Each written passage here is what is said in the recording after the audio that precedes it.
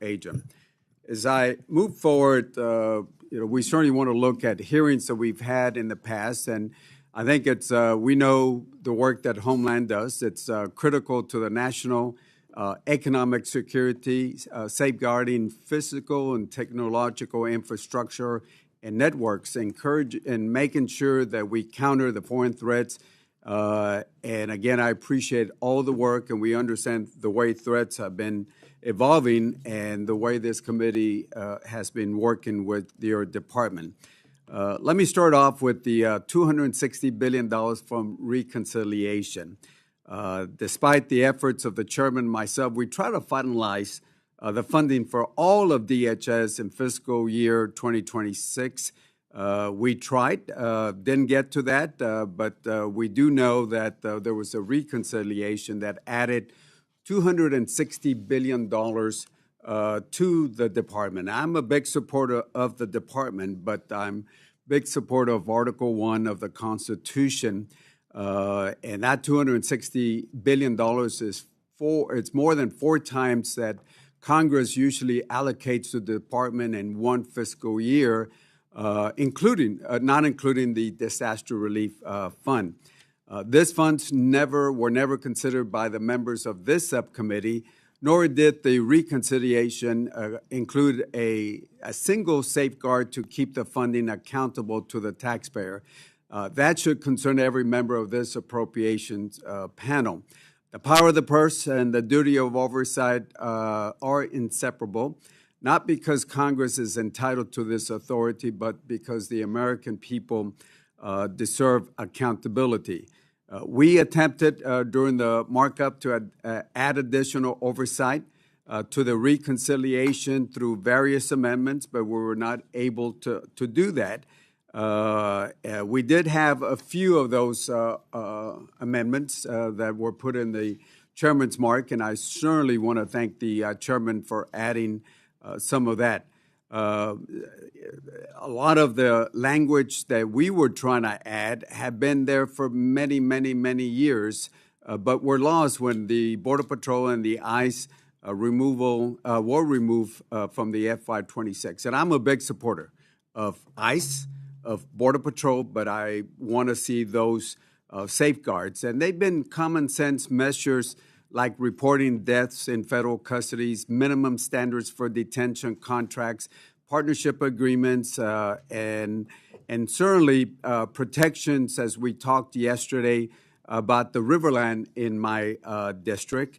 I do want to say that I am thankful to the chairman because he did reserve some of those protections in the chairman's mark, and I certainly want to say thank you for that. I believe in strong border security, but it's got to be more than fiscal barriers, especially to the border communities where we've had historical lows. I think the numbers have gone down by 96%, and I congratulate all of y'all. I did not support open borders, and I do not support open borders. But again, we got to have the right measures at the border. And keep in mind, the numbers went down without a single foot of border wall being constructed, without a single foot of border wall constructed. In my opinion, it's something that I've advocated for many years. You got to have repercussions at the border. You can't slap people on their hands and say, come into bienvenidos a los Estados Unidos. You got to have repercussions at the border. And then at the same time, you got to work with our neighbors, Mexico and other countries. And again, numbers went down. I believe that your numbers are at 96% without a single foot of border wall. But again, we got to look at what's important, and technology, intelligence, well-trained personnel. I think we have reached almost 21,500 Border Patrol agents, which I support, and I supported funding for our Border Patrol.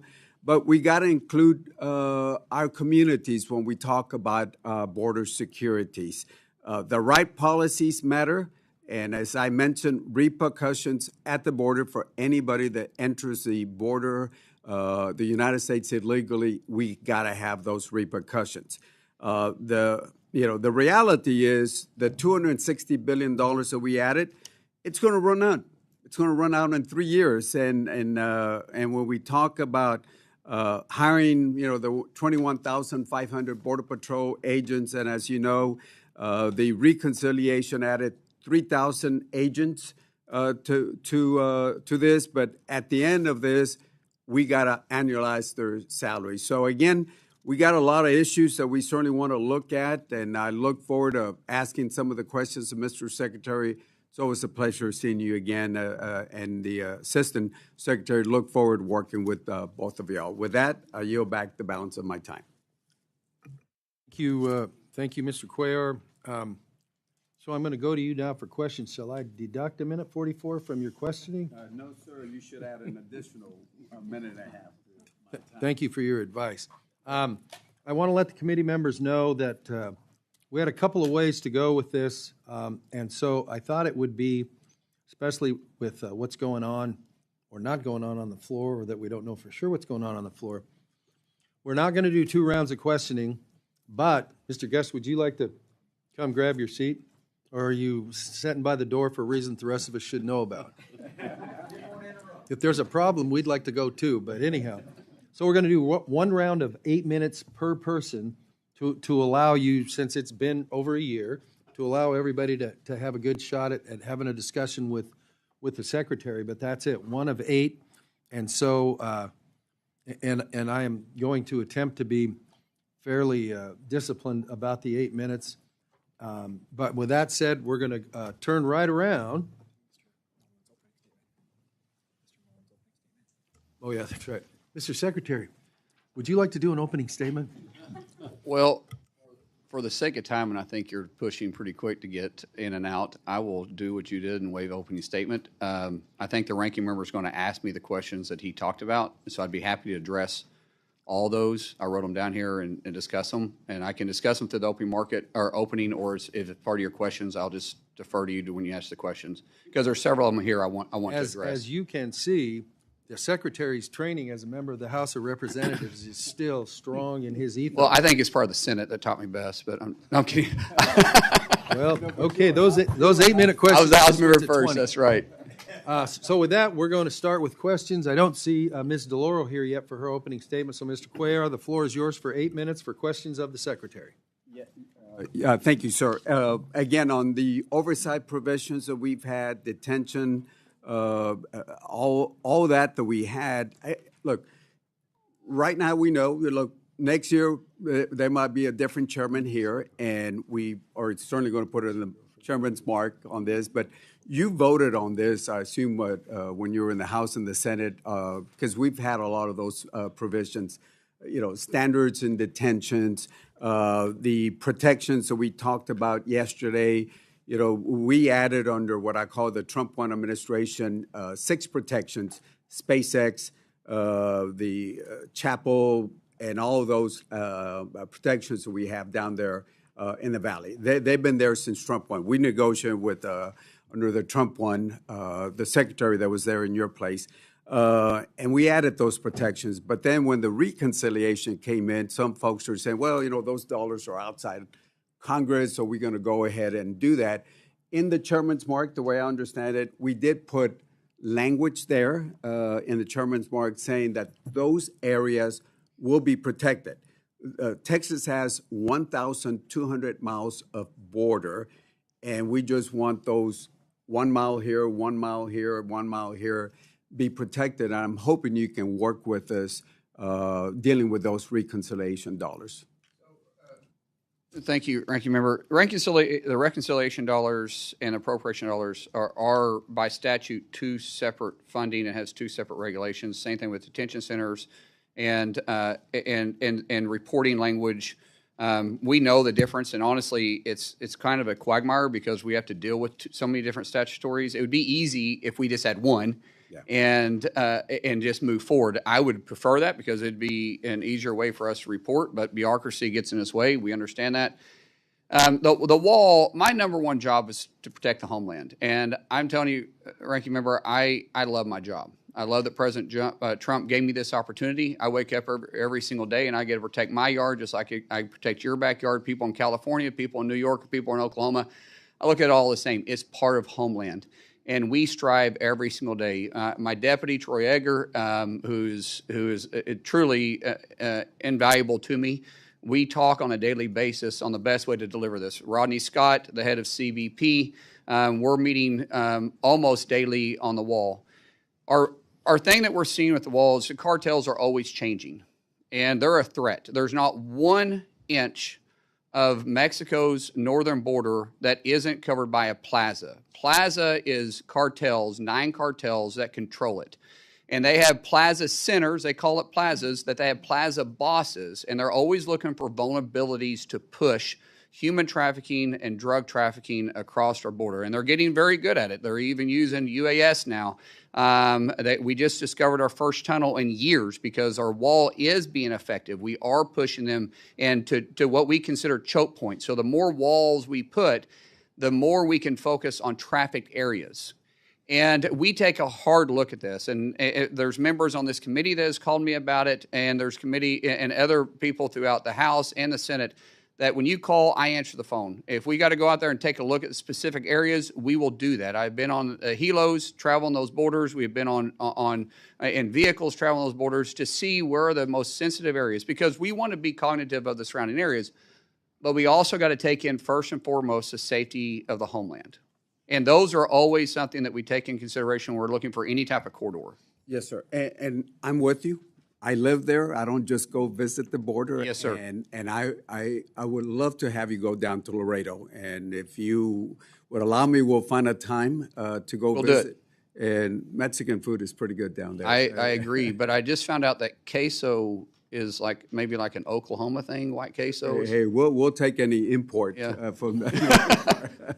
But I love to have you down there if you make the time, and we'll invite the chairman down there. Sir, I'll do it. We can do it as a committee with the chair, however we want to do it. I'll absolutely do that. Yeah, and look, and let me just talk about a couple things on the border. And again, I'm with you on security on the border. Problem is the river goes this way. This is a border wall. What happens is, imagine if you were in Oklahoma, had property here, and they would take all this away. The middle of the river is actually the boundary. We're not going to put a fence in the middle of the river. We're not going to put it at the riverbanks because they will get washed off. The thing is, this is the where they put the actual fence at. If you look at it, and I've taken planes just following down here with Michael McCall. This is the way the river is, and when you put a fence over here, you're just taking things away from property that's been there. Laredo, for example, was built in 1755, a little older than our country, and all we want is go down there, let's look at the best way to provide security down there, and that's all we're asking when you go down there is just sit down with the folks there. We're patriots down there. We've been around for a long time. We live there. We just want you to come down and sit and spend a little bit of time with us there. Ranking member, actually, the deputy just got back from there yesterday. He spent a day and a half down there. The issue that we run into is the people look at the river as being the exact location of the border. It's not. The river is moved. And when we're talking about putting a barrier, we fought this in Trump 45 when we first started looking at surveying this. And the question was, do we follow what we consider the natural barrier is the river, or what actually the lines were when we draw them, back 200 years ago? It was because of some of the court rulings, it came to that we have to look at where our actual border is, and that goes back to the Roosevelt line. So when we start looking at the Roosevelt line is where we try to put it at. And there's some circumstances where we can't always run the Roosevelt line, but where we can, we do. But that's where we try to run is our true border line. Right. And we have fences down there in the valley, with the exceptions of those 6 exemptions that I talked about. There's our numbers from Border Patrol. Even with the fences, look at the heat maps. You still have people addressing. And if you ask any Border Patrol chief, I haven't asked this Border Patrol, but I've asked Border Patrol chiefs from from Bush 1 all the way up to except for this current one. And I've asked them, how long does a border fence slow down somebody? And they have always said from a few seconds to a few minutes. So again, I'm for border security. I got about 20 seconds left because I'm going to make sure we follow this. But look, we can talk about it. I'm for border security. You're for border. All I ask you is go down there. I understand Tom Homeland was down there also in Laredo. Appreciate notifications before instead of hearing that from my mayor and other folks. But I ask you to go down there and spend a little bit of time with our communities. We will do that, and we are addressing the primary wall. That's why we're putting in the wall system now, which is called the secondary wall too, because the cartels have been exposing it. We're putting in smart fences, which allows us to respond when they're tampering with the wall. The second wall, which is the primary wall, which will still be within our footprint, we're constructing it sometimes at the same time. Partly, we're going to have to come back and do it, but we'll all have it done before President Trump is out of office. We'll have the complete primary and secondary wall done. And that gives us time when they cut the fence, we can react because they're doing it in very rural areas. And we can react before they can get past the secondary wall. And we know how many we're dealing with. Plus, we're using UAS now to put up with heat sensors to be able to track them and see what we're dealing with. So you're absolutely correct. The cartels have got really good, but that's what they do. They're criminals. And so every time you do something, they try to figure out a way to get around it. And we're going to defeat them at every turn. My time is up. Thank you. By the way, according to FBI statistics, Laredo is the safest city in Texas. Thank you. Look forward to seeing you in Laredo. Thank you, Mr. Ranking Member. Next, we're going to go to the gentleman from Florida. Mr. Rutherford, the floor is yours for 8 minutes. Thank you, Mr. Chairman. Mr. Secretary, it's great to see you, particularly in this position as a former law enforcement officer myself. It's great to have somebody in there that understands law and order. We wouldn't need the wall, like he said, if every administration would enforce the current law as it is, but they won't. And so we need this wall. The first one is an impediment. The second one gives you time to get there, and great plan. I want to speak a little bit about organized retail crime and cargo theft, because they are no longer isolated property crimes. They are sophisticated, they are interstate, and they are often transnational criminal enterprises that threaten the integrity of the U.S. supply chain.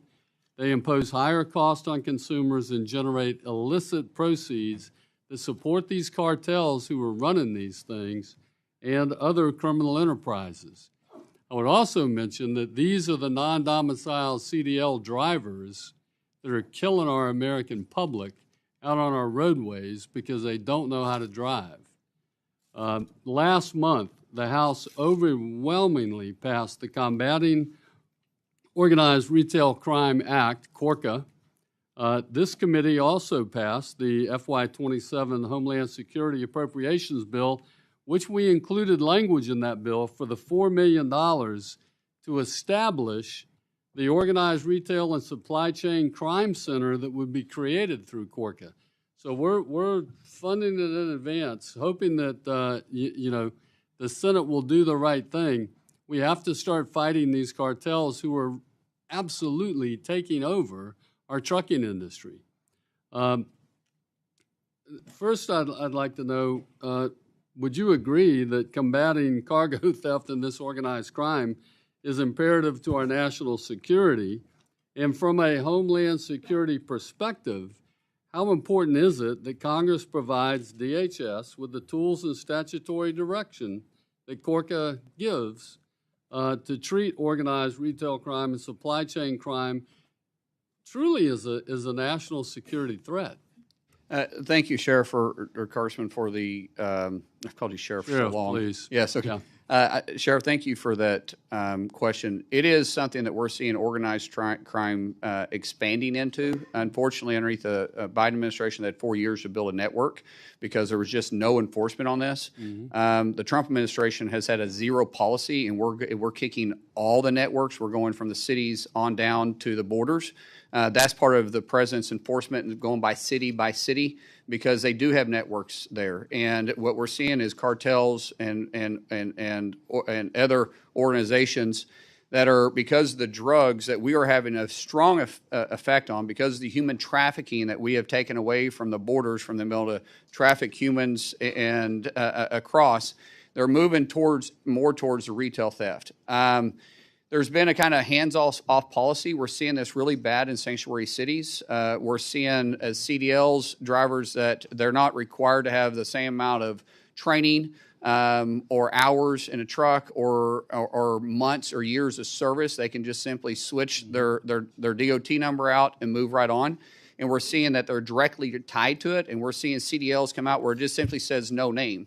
Oklahoma, I would say we're one of the strongest to enforce this. But the more cooperation we have with the 287G program, we can combat this. Because ICE, even though people consider them just rounding up illegals, ICE is Immigration Custom Enforcement. HSI, who falls underneath ICE, is also part of that. They combat human trafficking, retail theft all the time. For Congress to convey their interest in this, we have the authorities already to do it, but to convey it helps us get more cooperation from sanctuary states and sanctuary cities saying that this is different. Because when you have these sanctuary governors and sanctuary mayors that go out and say you cannot cooperate at all with ICE, right, what they're doing is at the same time saying you can't cooperate not just with immigration, but with other investigations that ICE does, which is much more than that. And so it really handcuffs us from being able to do it. So what we're doing is we're hitting all the red states, we're hitting the blue states that will cooperate with us, but we're just pushing them then into these high sanctuary cities, which is why you're seeing retail leave on a constant basis, which is not good for the economy. It's not good for anybody to do that. So the more you guys can help us and convey your interest, especially, this should be a bipartisan issue. This be something that no one is looking at this as a blue or red issue. This is across the state, because when we lose a pharmacy, or you lose a grocery store, or you lose a mom and pop shop, or you lose a jewelry store because they're getting robbed to death, literally, and no one's enforcing it, that's not good for anybody. That affects all your all's constituents. Almost said all of ours, but I guess they're all your guys' constituents now. And we just simply want to enforce laws. What we don't do at DHS is pick and choose which law to enforce. We enforce the laws that Congress passed. Right, and I think it's important that DHS and DOT, that we come together on this, because part of the enforcement, I can tell you, if you want to end this, let's start seizing some of those trucks instead of giving passing the cargo on, and when we stop these we have the drivers authority who are violating cabotage, let's start some seizures and forfeitures on these vehicles, and that'll stop. We actually have that authority through the 287G program, and when I go back to Oklahoma, even though we have 4.3 million people in the state, we have more arrests under the 287G program, and we've revoked and confiscated more illegal CDL drivers than any other state. The only one that has more arrests is Florida. Their population is quite different. Right. Oklahoma has stopped, revoked license, and arrested and confiscated vehicles more than any other state, because we have complete cooperation with the 287G program. I'm glad you brought up 287G, because that leads right into my next issue. Because when I was sheriff, I started a 287G program within my jail. I didn't know it was that old. Oh yeah, I'm kidding, sir. Thank you. But here's the thing: we've made significant investments in the program, and I want to say thank you. You all have done so much in expanding the 287G program across the country. I think there's now over 2,000 state and local agencies involved in the program. That's phenomenal. So can you talk a little bit about that and how important that is? I can tell you the former ICE chief who retired told me in the hearing, it's the best thing since sliced bread. And we can't get these darn sanctuary cities and states to participate in this program. And I like your idea, Mr. Secretary. We need to find a way to hold them accountable. Yeah, so the 287G has been super successful for us. One of the things that I want to kind of tie back to, because again, that's allowing us to have the partnerships with all the sheriff organizations. The Secretary has been very focused on recovering UACs. children that made it across the border, 450,000. Through the Secretary's leadership and working with the White House, we've been able to use the 287G program. We've been using Big Beautiful Bill money to actually work and fund that, basically helping the Sheriff's Department and going out and working with us to help us locate these kids. We've located over about, 108?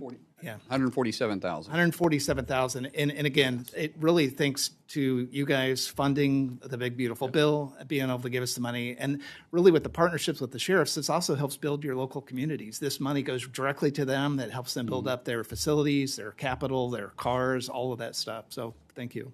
Thank you very much. And, Mr. Chairman, I see my time is up, and I yield back.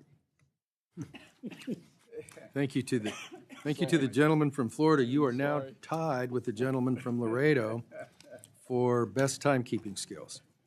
It is my understanding that the distinguished ranking member of the full committee wants unanimous consent to enter her opening statement in the record. So if that's true, without objection, so ordered, and the floor is yours for 8 minutes for questioning. Okay. Well, I was just going to say, because I was late and my colleagues have been sitting here as I do want to put my statement into the record, but let me just have my colleagues go first, and then I'll come back, okay? Thank you.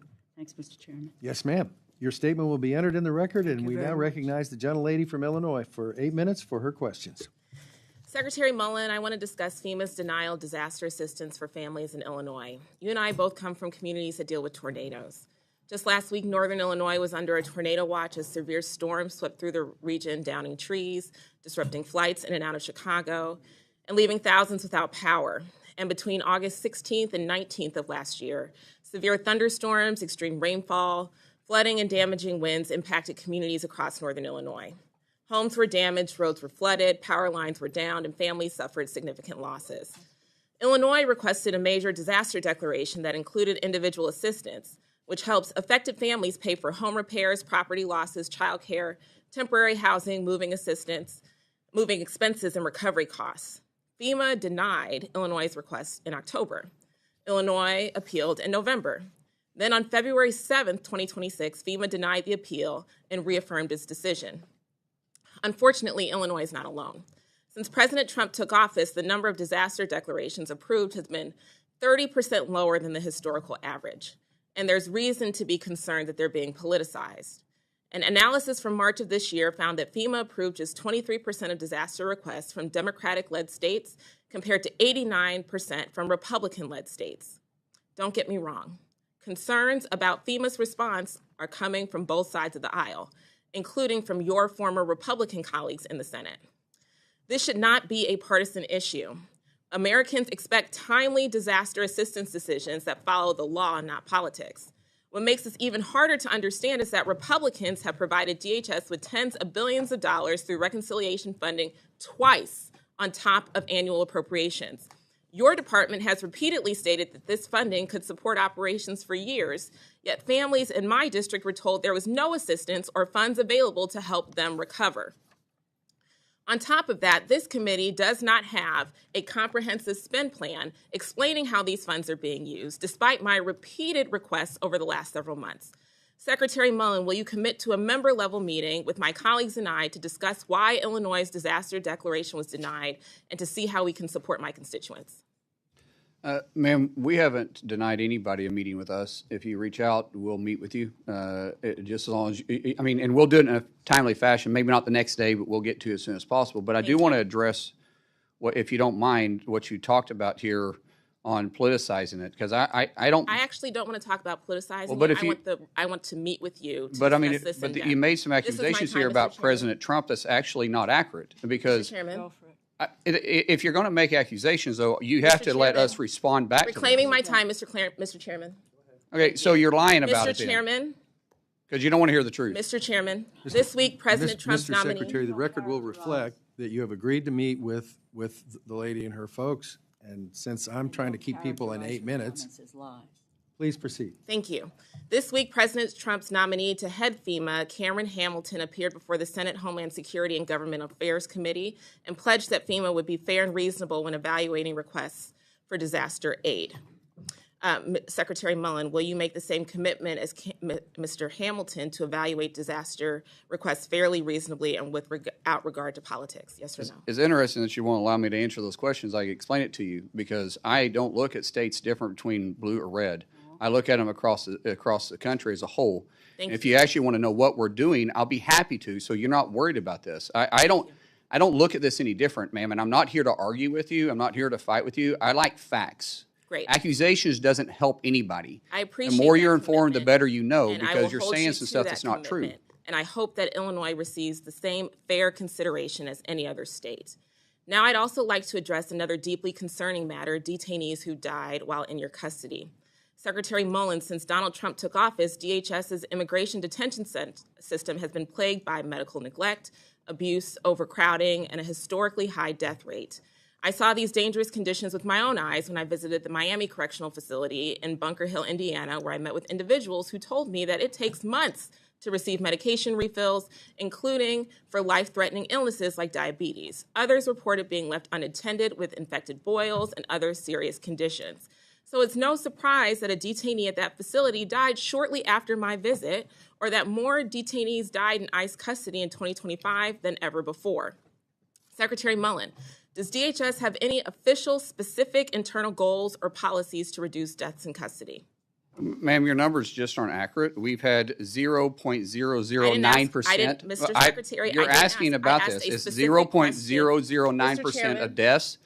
And we've had 54 total in the president's time. Those are dangerous accusations you're making. Mr. Secretary. Those are dangerous accusations that she's making. Because in the state of Illinois, they're twice as high to die in the state penitentiary of Illinois than they are in detention. You are invited to this committee. This is my time. And you need to be informed by what you're saying. I am informed. No, you're not, ma'am. Mr. Secretary, does DHS have any do you realize that official, do you realize that we have one doctor per 1,000 for detention centers for our federal detention centers in the state of Illinois? They have one per 1,800, but yet she wants to focus on our detention centers. That. You'll get your time. Thank you. You're welcome.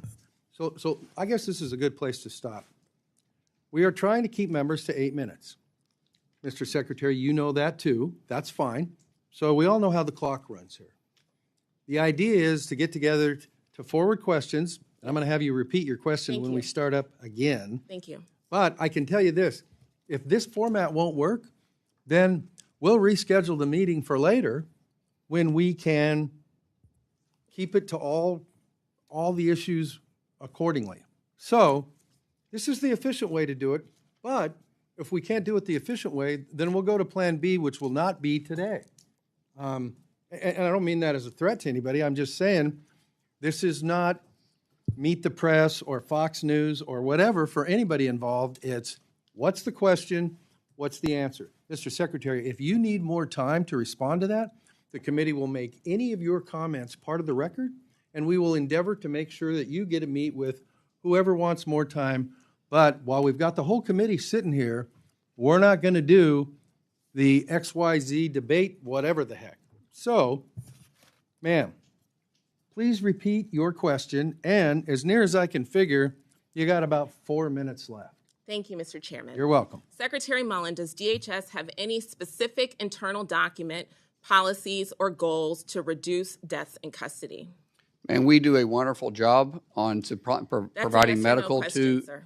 We're doing a wonderful job at it. We have 0.009% of deaths in our know whether prison, the department that you lead which is a lot better than the state of Illinois. Is it your testimony that you do not know whether or not the department that you lead has a policy to reduce deaths in custody? No, I did not say that, ma'am. You didn't answer my question. Yes, I did. You're making accusations, and you're not even looking at your own state. No. You have no policy or plan to reduce deaths in custody. That's not true. 2 months ago, I asked ICE. Our medical staff does a phenomenal job. In fact, every detainee sees a doctor or a nurse with every 2 weeks. I reclaim my time. Okay, ask your next question. Okay. 2 months ago, I asked ICE Director Todd Lyons the same question. He said that ICE, quote, hopes that there will be no deaths in custody, but admitted that the agency had no actual policy in place to prevent them. Rather than implement one, he resigned just a few hours later. Secretary, since that hearing, 3 more people have died in ICE's custody, and those are the only deaths that we know about based on your agency's public reporting. So, Mr. Chairman, I would like to request unanimous consent to enter into the record a report that came out today from Human Rights Watch and Physicians for Human Rights titled Dying in Detention, Rising Deaths in an Expanding U.S. Immigration Detention System. Without objection, so ordered. Thank you so much, Mr. Chairman. Drawing on government records, detention data, and expert medical reviews, this report outlines 52 deaths in ICE custody during President Trump's second term and highlights the concerns we've been raising to your department regarding the lack of access to medical care, suicide prevention, transparency, and accountability in detention facilities. Secretary Mullin, ICE's detainee death reporting has not been updated since April 28th of 2026. The death rate in ICE custody has doubled during President Trump's second term. Will you commit to reporting detainee deaths as required by law? We do report them, ma'am. No one. So is it your I don't know. testimony then We that there report is no... these. What you're talking about is what Congress has asked us to do, which we're not required to do, is report the deaths after they're released. That doesn't make any sense. They're not under our watch at that point. If they die in our release, we report them. Is it your testimony that there have been no deaths since April 28th? I didn't say that. Okay, so are you going to commit to complying with the required reporting requirement? And we were shut down for 115 days under this department. So I don't know what we just now reopened. So I don't know what reports you want us to do when you're not willing to fund us. You want the reports, but you don't want to fund us? That makes no sense. Here and has been taking up my time. What's your next question? My next comment is that the ICE there's no questions. It's just comments. No, I had a question. He didn't answer my question. And so the record will reflect that. What's your next question? Yes, sir. There is a policy of reviewing and publicly reporting deaths that occur within 30 days of a detainee's release from custody. And that policy existed to prevent ICE from avoiding accountability by releasing seriously ill people shortly before they die. And as a nurse, I find this deeply troubling change in their reporting posture.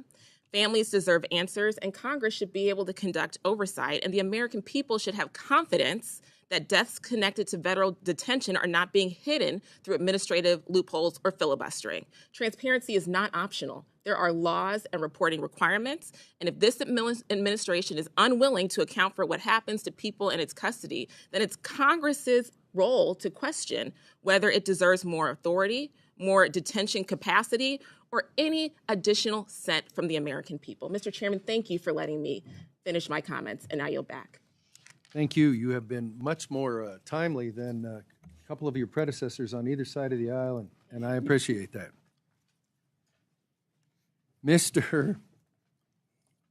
Shreve, you were here first. Are you having a good time so far?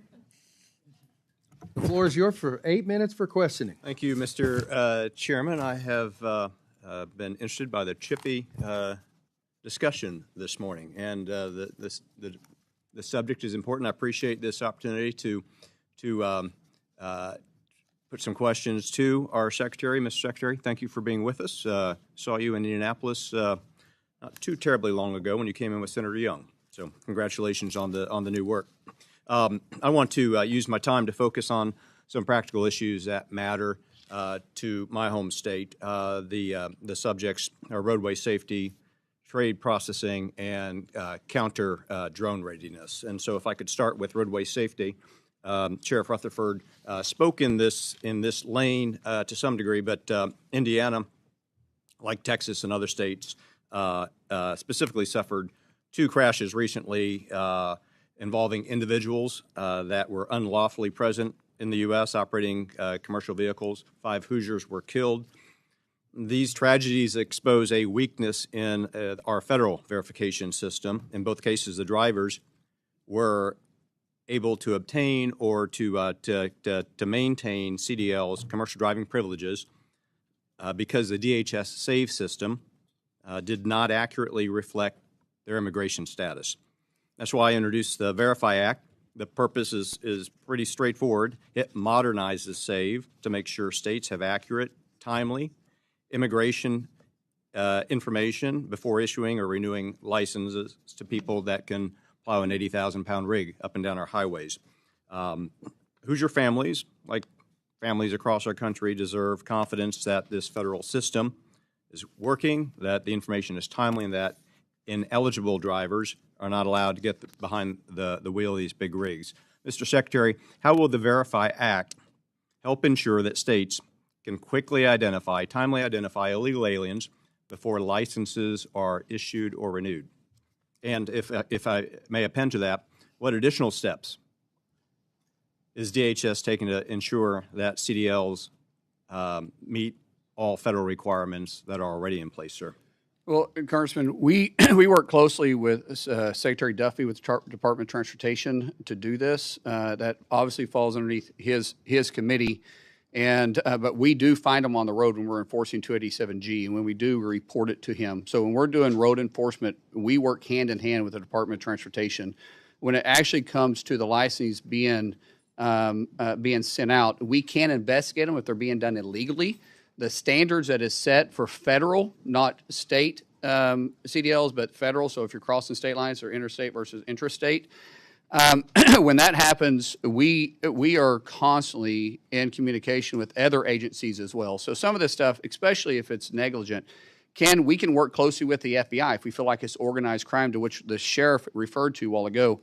When we're talking about unlawful CDLs that are issued for international or for intrastate, not just interstate, then we also work closely with the Department of Transportation. We go after the illegals that shouldn't ever have the documentations to begin with. So when we find the documentations, we work with that.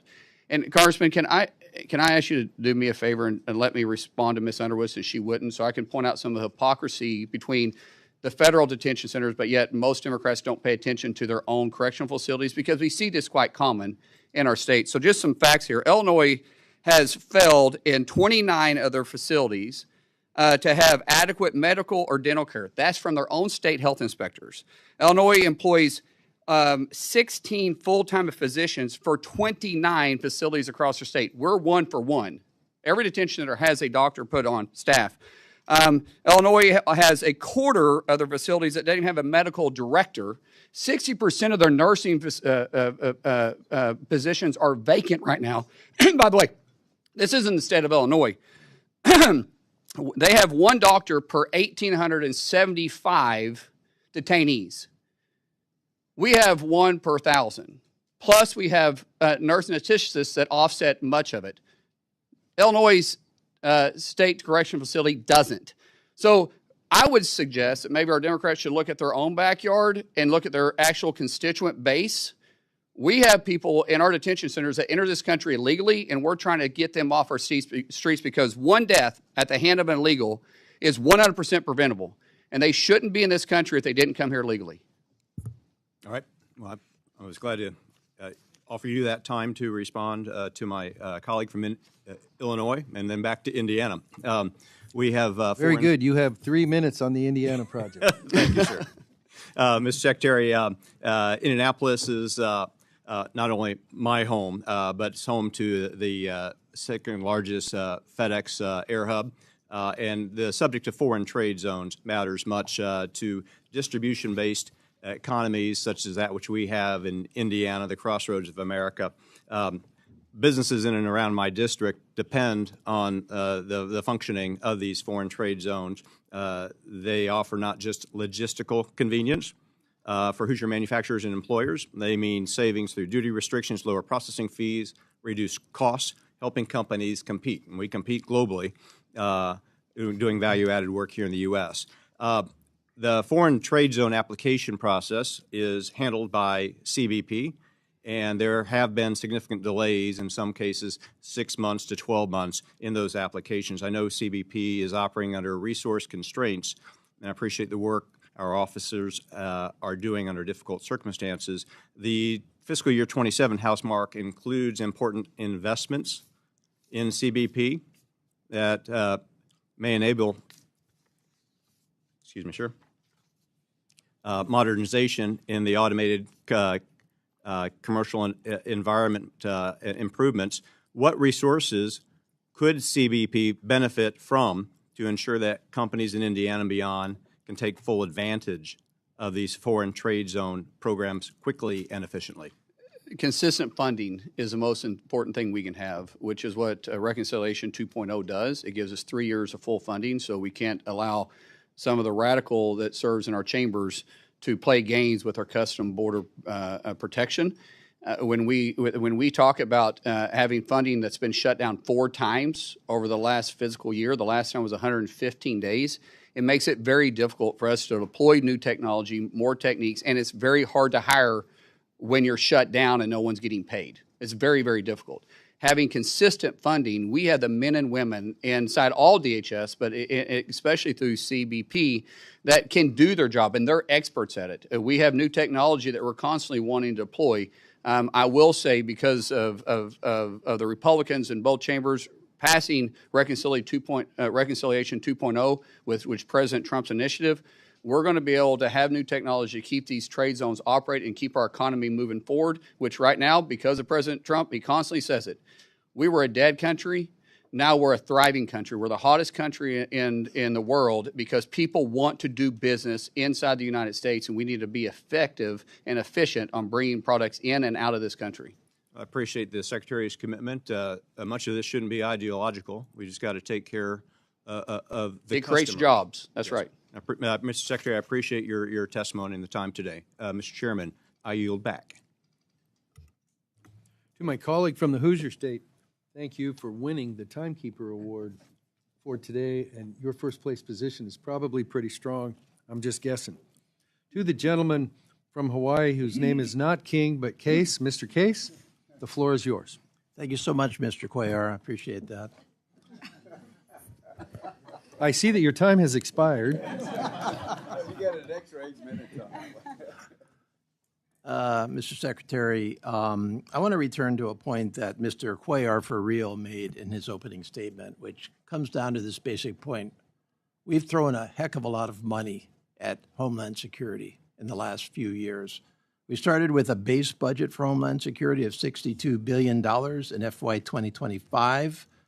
Of course, for FY 2026, we had the exclusion of ICE and CBP at $48 billion, back to $65 billion in FY 27 as passed out by this committee over the objections of all Democrats. But most directly, $191 billion in reconciliation in 25 and another 70 in 26.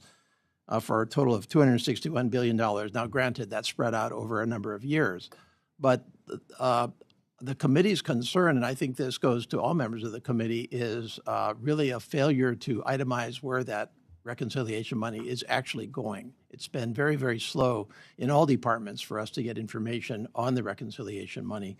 And so I'm just wanting to understand what information the department has provided to the committees of jurisdiction, both funding and authorization, on your actual utilization of the reconciliation monies. And, I asked that in the 2 tranches. First of all, the $191 billion. Do we have the information from you we need now to know where you're spending that money? And then the $70 billion as well, which is more recent, granted, but we still need that information to make budget decisions. Congressman, thank you for the question. And I just got to say, honestly, you guys have a beautiful state. I hate what you guys have been through since I've been in office. You guys have had 2 trillion gallons of water dumped on your beautiful state. Earthquakes and volcanoes. And Governor Green and I have worked very closely together. I seriously think I talk to him more than I do my own governor of the state of Oklahoma. There's not a week that goes by we're not visiting. We've done pretty good about getting you funding there. It's interesting because through reconciliation, we're required by statute on what we report and what we don't report.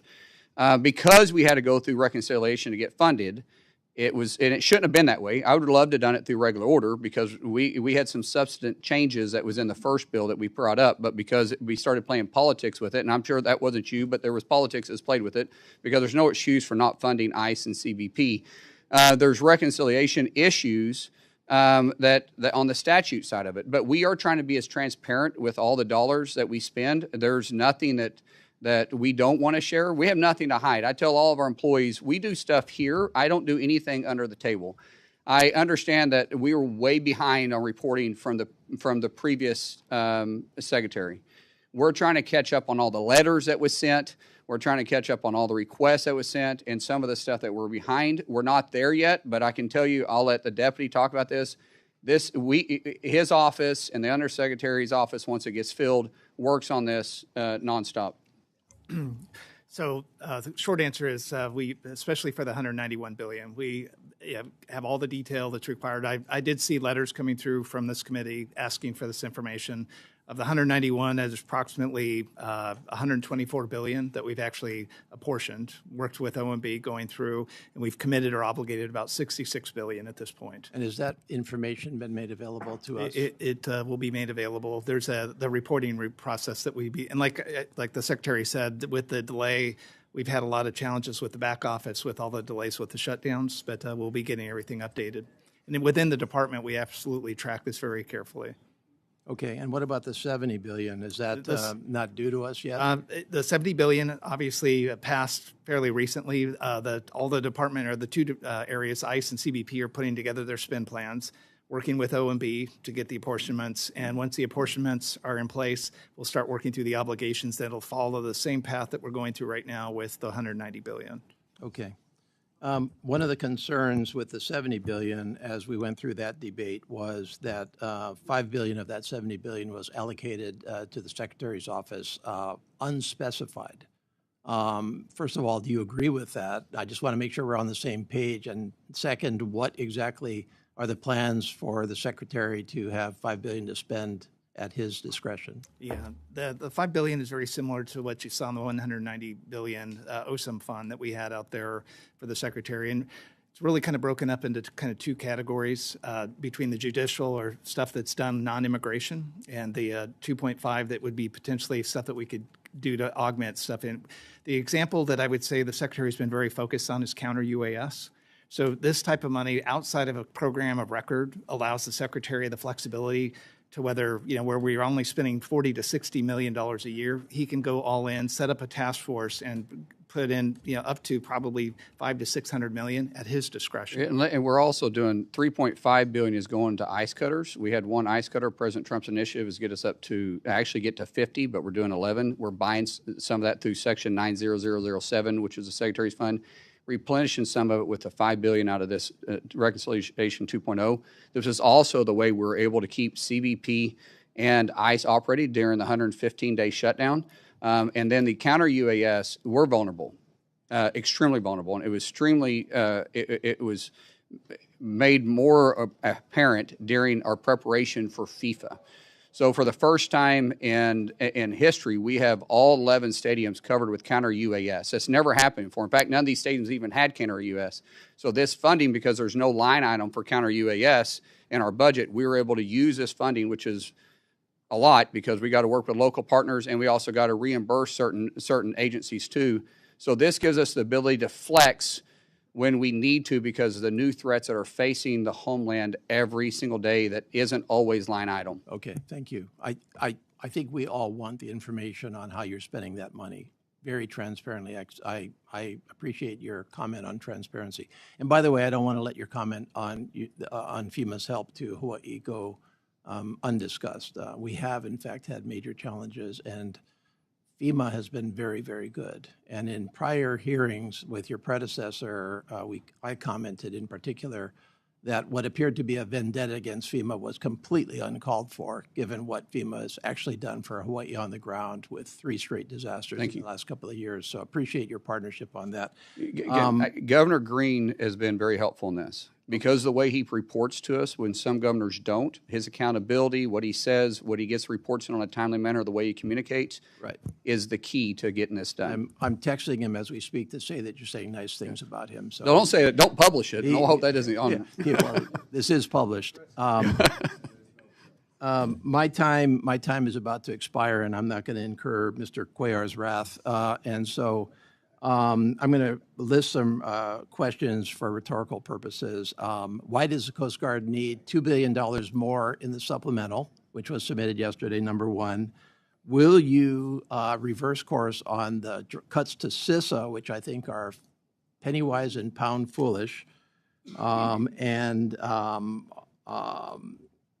how much do you actually, I'm going to stop right there because I'm over time. I don't want to get in trouble. Can I answer those real quick? I can do it real quick. So, No, Mr. Secretary, I can make it easy for you. Yeah. I am going to yield Mr. King, who some know as Mr. Case, 2 minutes of my questioning time for you to answer those two questions. well, it won't take me 2 minutes. So the $2 billion supplement fund that we sent back, we've had a tremendous amount of more expense because of the threats that are facing us with the actions in Iran. Plus the narco boats that we're having in, those weren't there. The president has put a tremendous amount of emphasis on putting new cutters on the water and utilizing the Coast Guard in a way that hasn't been used before. That comes with manning power too. And so the $2 billion to stand up to meet the force needs of us moving forward, and also on some reimbursement costs that we incurred during the shutdown. So while we're shut down, DOW was paying our fuel bill. Because we still had missions. Our international waters, and it wasn't, they weren't patrolling themselves. And since we didn't have the funding, we had to do it. And so that's reimbursing also to the DOW and for our mission sets.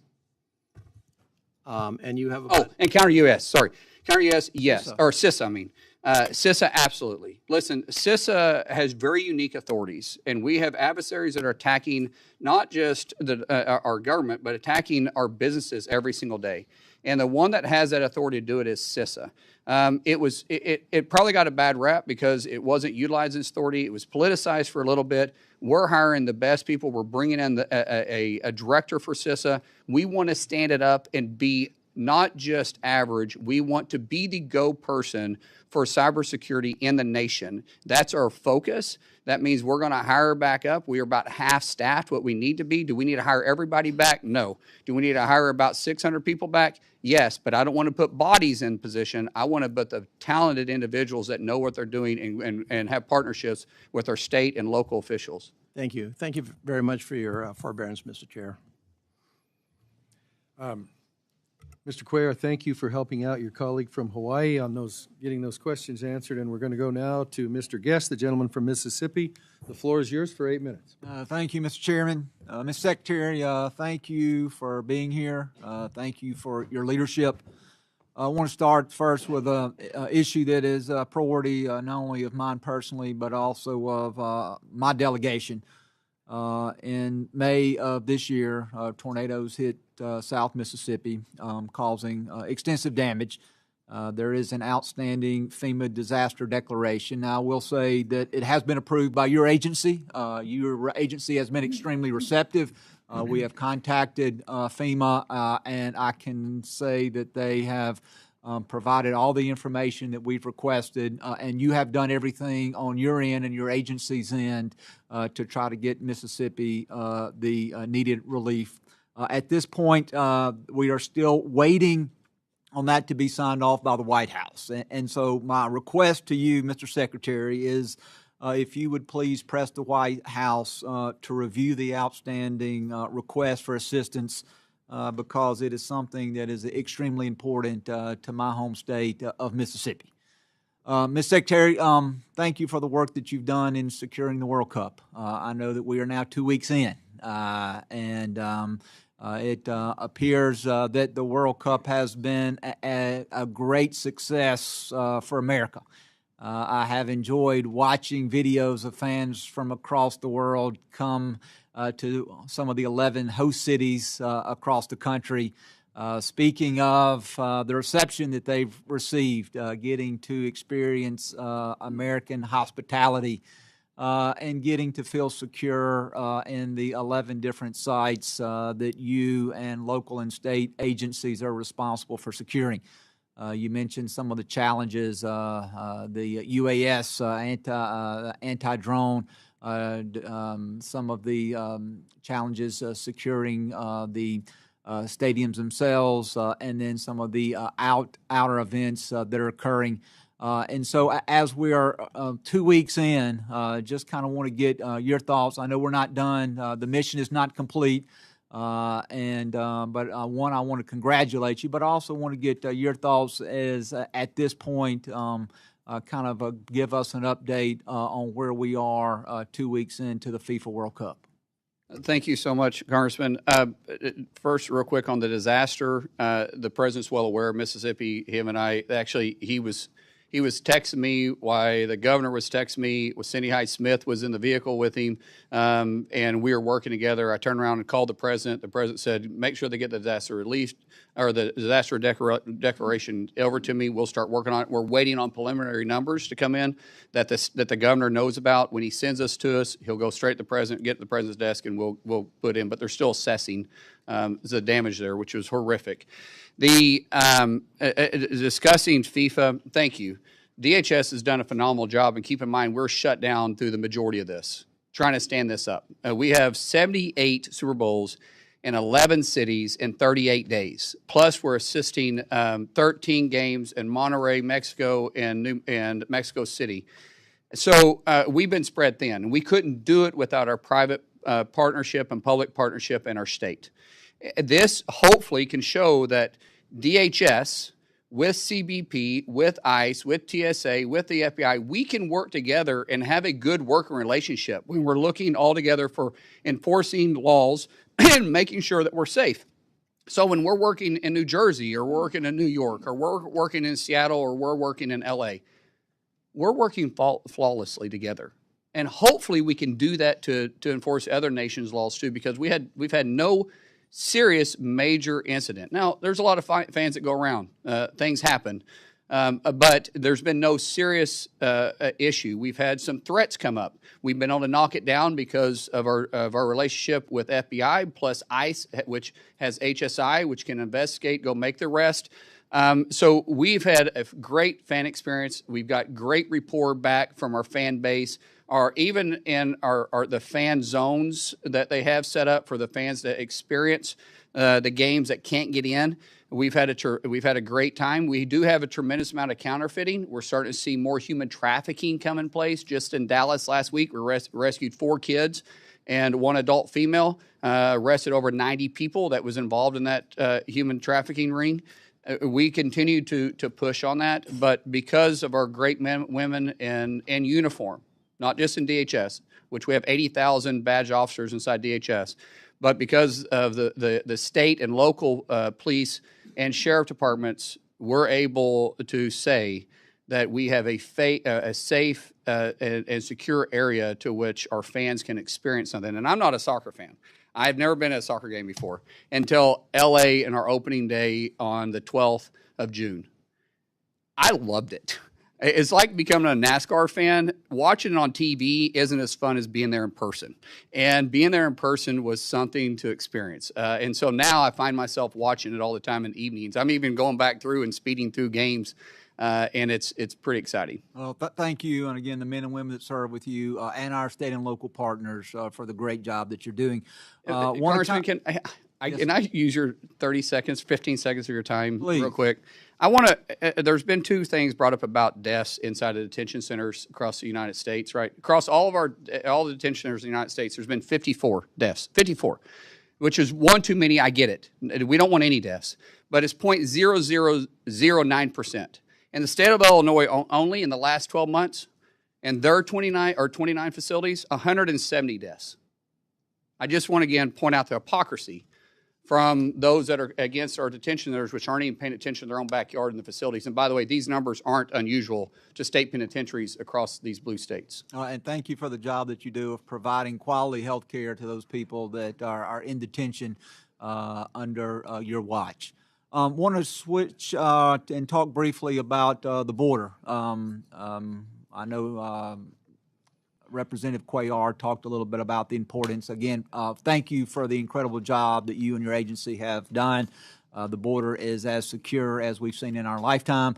We know that on the budget reconciliation bill that there was money for technology, not only wall construction, but technology. I am a huge fan of the autonomous towers that are there placed along the border. I believe that they serve as a force multiplier, that they allow agents to then perform other missions until they are notified of suspected breaches there along the border. I know that there was a first tranche of money that came out. There's scheduled to be a second awarding or second tranche of money for border security technology. Two questions. One is, can you tell me, if you know, Mr. Secretary, an anticipated timeline as to when those awards will be announced? And then the second part, and then I will let you answer and yield back, is as we look at investing in new systems, I would ask that you take into account the input of your rank and file officers who are there. Too many times it seems like that systems have been purchased, not just within DHS, but across the government, that don't necessarily advance the overall mission of the agency. We don't seek the input of those people who are there going to be operating the systems. And so I know I'm about over, but I wanted to give you a chance to answer those two questions before I yield back. Absolutely. The technology we put in place is technology of today. We don't want technology that we bought last year and it's outdated by the time it gets put in place. So the AI is a game changer. It is a force multiplier. These autonomous towers do allow us to have capabilities that we didn't have in the past, but they've also changed since we first deployed them last year. We're currently going through new testing, new requirements that we see that was holes and laps in the systems, and also greatly taking the input of the individuals that patrol the area and where we need to be paying attention to. Some of those areas just, it doesn't make any sense because they have too much traffic. So when you see it, you don't have time to react. Sometimes it's proximity to a road that we had put it there, and we're not necessarily aware of it because it's not a road that was on our maps, but it's a road that they use or a trail that they use that's well used. Our officers or agents that are on the ground, they know that, and so we're constantly starting to get feedback, having it deployed in better spaces, but changing the technology, and then be able to update in real time with the technology, kind of like we do our phone. Thank you, Mr. Chairman. I apologize for being over time, and I yield back. Apology accepted. The gentlelady from El Paso, the floor is yours for 8 minutes for questions. Thank you, Mr. Chairman. Mr. Secretary, Mr. Deputy Secretary, welcome. I am going to begin with the positive. First and foremost, thank you so much for the time you made for me and my team recently. It was a really great meeting, and I so appreciated your openness to hearing me out and hearing out the concerns that I brought to you. I also want to thank you because ICE Acting Director David Venturella came to El Paso, and he exhibited the same openness. This is quite a turnaround from your predecessor and his predecessor, who I could not secure a meeting with, could not get an audience with, and it was incredibly frustrating. So I want to thank you for that. I also want to thank you. GSA just announced this week that the top 3 bidders for the Bridge of the Americas modernization project have been selected.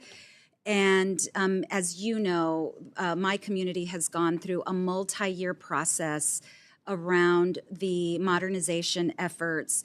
The vast majority of El Pasoans who participated in the process said, let's remove commercial traffic from the center of our city, and let's move it to our other ports of entry that have capacity. And you've upheld that decision that had heavy input from CBP and the community. So it's great to see the progress, and I want to thank you for your support of that as well. There's a couple of issues I do want to raise with you here during my time local issues. The first, and I had extensive conversations with Mr. Venturella about Camp East, Montana. And many of the concerns that I had expressed to the private contractor have emerged in a GAO report. And it has been a very frustrating several months. I know we have a new contractor, for which I'm delighted. But so much of what I had sounded the alarm about really fell on deaf ears. And when I sound the alarm about issues that I'm seeing in my oversight visits, it's not to play gotcha. It's not to one-up anyone. It's to uphold the standards that I know we all agree should be upheld. And so I think it's really important that especially members who are sounding the alarm when there's a private contractor, that that private contractor be held accountable by all of us. I'll give you a very quick example because I don't want to use too much of my time, but the medical as an example. And that medical contractor is still on site, by the way, at Camp East, Montana. Just one glaring example. I spoke with a detainee, and I've spoken with dozens and dozens of detainees, but he expressed to me, he had been at Camp East, Montana for weeks, and he expressed to me the pain that he had been living with his arm. And I asked him what happened. Well, his arm had been broken during an arrest in Minneapolis, and he had been complaining for weeks to the medical about the arm. He had a brace. He took off the brace. I could see like a letter S. His bone was so broken, and medical had only given him aspirin. And so these are the things that I'm sounding the alarm about, that I will continue to share with you because I know we want to hold these contractors to federal standards. So I wanted to share that with you. When Acting ICE Director Ventrella was in El Paso, we had a roundtable to talk about the 3 warehouses that were purchased by your predecessor in Socorro, Texas, which is in my district. Whoever preceded you that chose those 3 warehouses chose the worst possible location. Mr. Ventrella heard from the mayor and from the water district and from the emergency services district.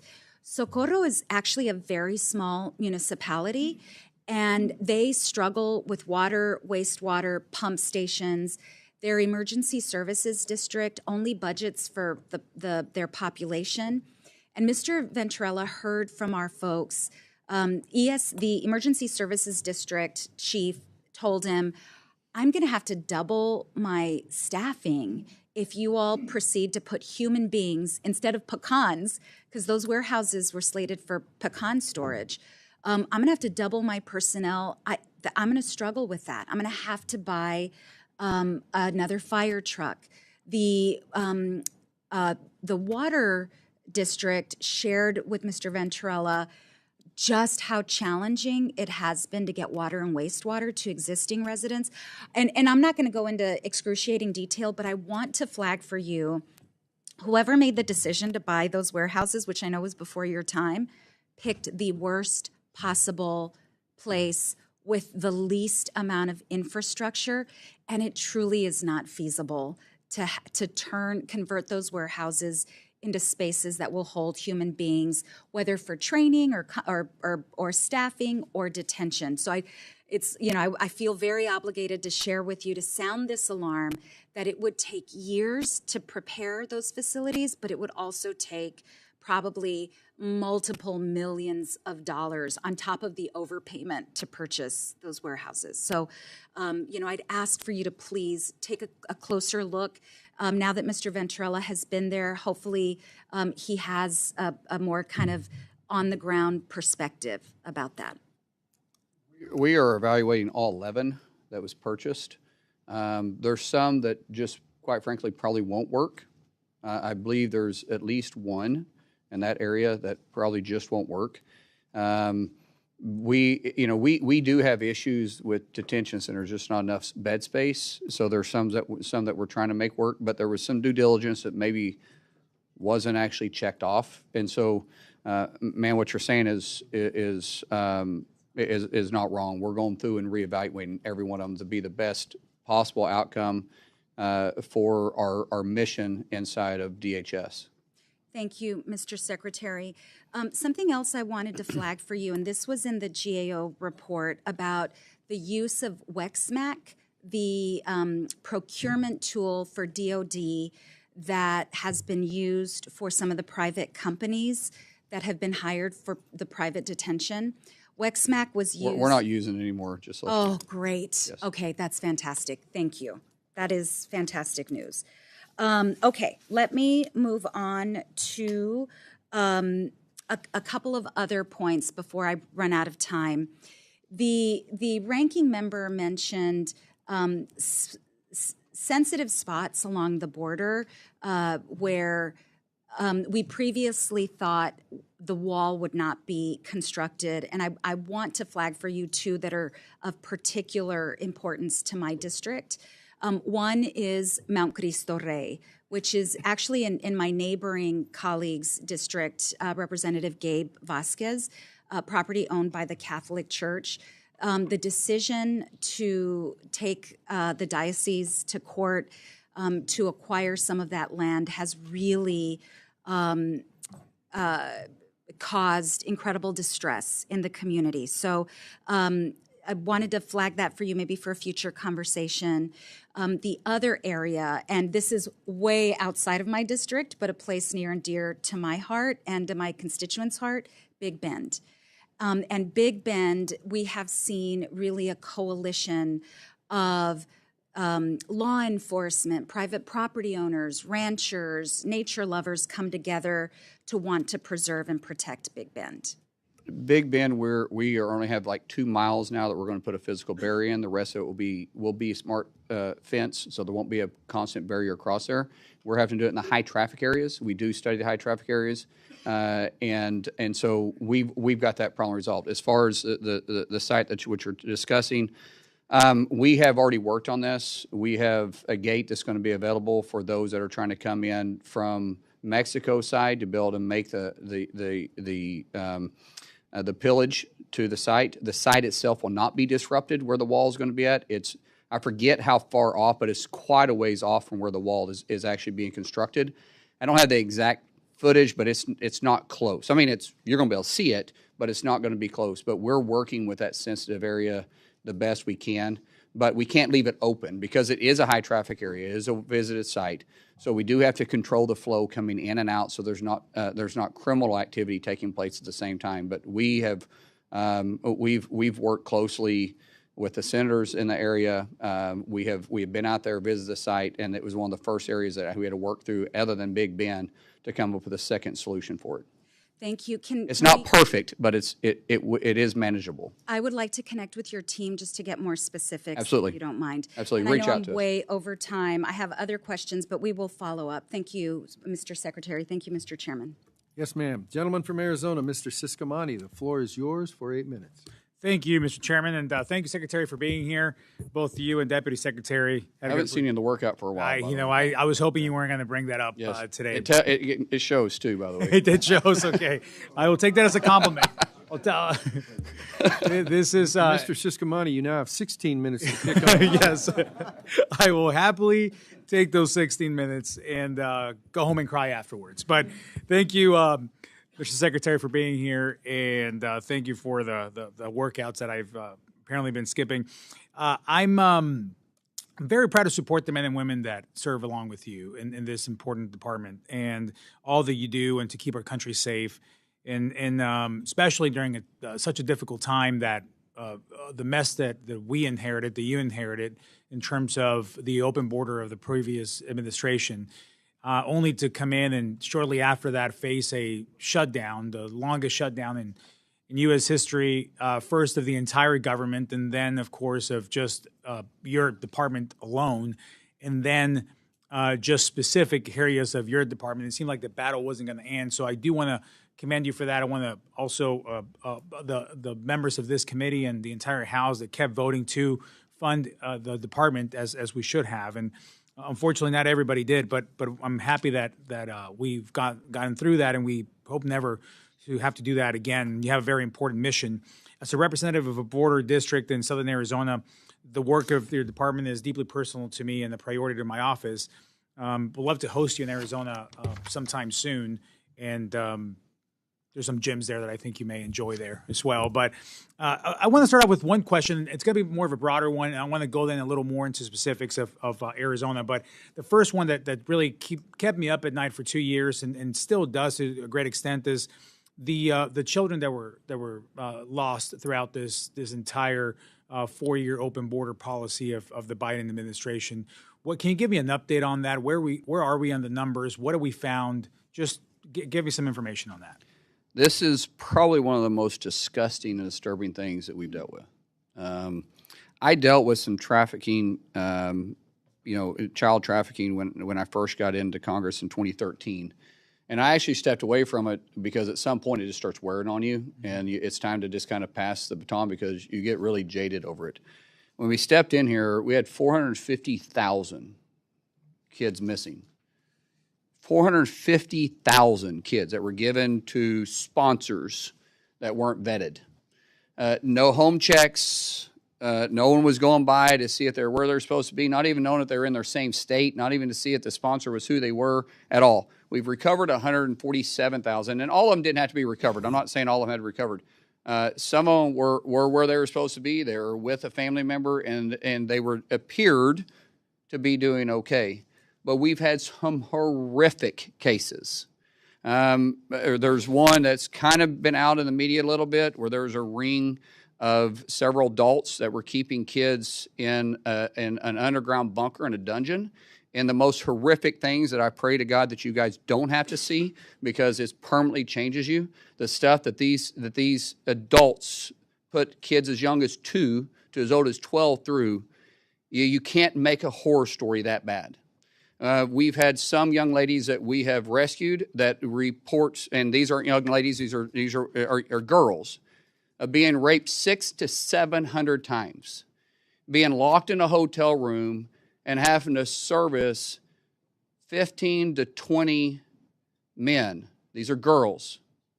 And I hate to use the word service, but I don't know what other you can use. They were being raped 15 to 20 times a day, day after day after day after day after day. They didn't get holidays off. They didn't get nights off. They didn't work 8 to 5. They didn't work, Monday through Friday. They were locked in the room and highly drugged, and one male at a time, disgusting individuals coming in and raping these individuals. It is our mission. We've stood up and standing up even a bigger task force within DHS to go and find all 450,000 kids. It is my biggest passion that I have. And it should have, let me explain this too. Almost used a bad word there. What frustrates me the most is that this was preventable. And no one can argue that. This was 100% preventable. And we have perpetrators that are doing the most horrific things to kids. And as a father to 6,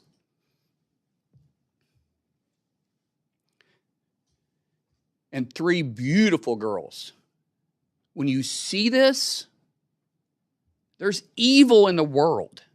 There's evil in the world. And we fed it. The Biden administration fed it for 4 years and took the innocent that's in my little girl's eyes, the innocence that's in our kids' eyes, that we pray to God never has to deal with this, that innocent is permanently stolen. And we're trying to just restore some type of comfort to these young girls. But let me explain to you, young boys too. Unfortunately, we're seeing a rise of young boys being trafficked. And it disturbs you. Well, I go back to my point. Clearly, you're passionate about this, and I understand why. I'm a dad of 6 as well, 3 boys, 3 girls, so I know exactly where you're coming from on that. And I can only imagine what you've actually seen. You can't unsee that. And obviously the biggest victims here are those kids and those little girls and even older girls being trafficked and being. Our punishments for these individuals isn't enough. That's I want to keep talking about that and what the punishment will be and has been for those people. And there's a lot more to discuss there. And you're right, it was completely preventable. And for 4 years, we screamed off the top of our lungs about this, and this was the leading issue to fight against, and still is. So thank you for your passion on that. I have a follow-up question here real quick on the DeConcini Port of Entry, which is in Arizona in the Nogales area. This is a highly trafficked port of entry, where I want to thank you and Commissioner Frost for your response in my letter earlier this year and your commitment to working with GSA to prioritize this. If you have any idea of a timeline, I would love to hear that. And as I close in my last 30 seconds here, and we can talk about this timeline, and if I can just get a written response from you guys and what we're looking at. Let me just close with this in my last 30 seconds. I'm a naturalized citizen. This year actually marks my 20th anniversary as a U.S. citizen. I became a citizen in 2006. So I know the process well firsthand. I know that because I was elected to Congress 16 years after becoming a citizen of this nation. No other country in the world would ever give me that opportunity. No other country in the world would ever give any of us that opportunity. And it's great to hear some of the perspectives of foreigners coming into the World Cup and seeing what we're all about.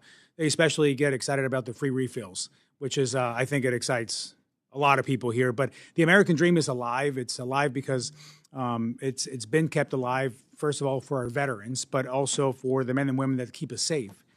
In the process to immigrate, the process to become a citizen in U.S. CIS and what they go through, it's an overload of work. I know it well, again, because we went through the process. So while becoming a citizen is an incredible privilege and it should never be taken for granted, I valued every time, and whatever work my parents and myself had to do to become citizens, we'll do it 10 times over to do it again, because this is the best nation in the world, and I'd rather be here than anywhere else. So in terms of the efficiency, can you talk a little bit about, as you close, what your agency needs from this subcommittee in order to make the improvements necessary for the process of people immigrating here legally and becoming citizens? We are improving the bureaucracy and the redundancy in the system, but there is, as you said, there is a way to become legal. If you choose not to do that, you're making a conscious decision, and I can't help you on that situation. If you don't want to become a legal citizen, there's a way to be in this country legally, but you have to follow the laws that Congress passed and that we enforce. I don't pick and choose, I enforce. But there is a right way to stay in this country, and there's a right way to become a citizen in this country, and you can't go around that. There is more that we need. We've been working for immigration reform in this body. Really, the last time it was done, it was in 1959. Why was the last time it was done in 1959? Because we make politics out of it. It's the right, it's the left. It's the Democrats, Republicans. One party is in charge and the other party doesn't want to help, and the other party is in charge, the other party doesn't want to help, and there's no common ground, but yet we always talk about them. I'm out of that game now. I just simply enforce it. But then we start playing games with which laws you want me to enforce and which laws you don't want me to enforce. If you don't want me to enforce the laws, then pass a law to say that that law can't be enforced. That's fine. Until then, I'm going to enforce the laws. Thank you, sir. And see you in Arizona soon. Yes, we will make that. We'll make that happen. We'll put it on the list. Thank you, sir. Thank you, Mr. Chairman. Now you're back. Thank you. We're going to have a committee remedial timekeeping class next week sometime for certain members of the committee. Sir, it's called a gavel. Well, actually, that's interesting talk coming from a guy from the Senate who hasn't done an appropriations bill since Christ was a corporal. I had that one coming, sir. Madam Ranking Member, the floor is yours. We'll pay no attention to the remediation session, Mr. Chairman. I do appreciate, Mr. Secretary, your concern about the lost children, but I also want to remind people that let's not forget what was a Trump administration policy initiated by Stephen Miller, which was to let us separate children from their families at the border, because this would be a way to curtail or to stop immigration, separating children from their families, how to hurt them the most. I asked and had a phone conversation with Secretary Azar at the time. I know I was in my living room with my 2-year-old grandson on my lap trying to have this conversation, and I asked him if there was a way in which he had a list of how you could reunite children with their families. And he assured me that we did. You know, when you take your clothes to the cleaners, they give you a tag, and you then go back and you retrieve your clothes. When you get luggage, you go and get your luggage is returned. Well, quite I wish the frankly, Biden administration would have done that. Let me just say this to you, sir. Again, it is my time. 3,900 children were separated from their families. 450,000 kids were lost during the Biden Mr. administration. You Secretary, didn't say a word Mr. about Secretary, do not interrupt. Don't you point your finger at me. Don't I be a will hypocrite. point my finger Don't you at be a hypocrite you. then. Then you be a threat. 3,900 You should be kids. as upset about the 450,000 kids that were lost. past. and You didn't say a word about it. For 4 years, you never said a word. Mr. Secretary. Could you put him in his place for Don't yell at You me. should I'm be the put in good your guy. place. Mr. Secretary, if you would like 4 minutes for a closing statement when everybody's done, I'll give you that. But while members are on their 8 minutes, I need them to have their 8 I minutes. Mr. started Chairman, my I comments. appreciate that. My issue is that they say this for sound bites, and I'm not going to let them say What something did like you that do that's not just true. recently for sound bites? I sympathize with the 400,000. We are going to have something resembling order here. The time is the ranking members. If you would like to respond later on, there are methods to do that, but it's not a who can talk louder into the mic. It's not. So, you are recognized. Thank you very much. I will not let her Mr. sit there Chairman. and lie and accuse something this ridiculous. You Well, know- this is the legislative branch, and it's my hearing, and so I'm going to try to some extent to control it moderately. And do Thank you. not accuse me of lying. Do not. Then don't. I do not. I appreciate, and I said to you at the outset, there's concern for children across the board. We care deeply about what's happening to children. And I went to the border and I watched children in those fenced-in places years ago and what was happening to them. So I have a long history, Mr. Secretary, in this area. 3,900 kids were separated. Secretary Azar told me he had a way to reunite them. Many of them were not reunited till today. And I don't want you to answer this now. Please get back to us and tell us what you are doing with regard to the settlement in terms of this issue, which is out there, which your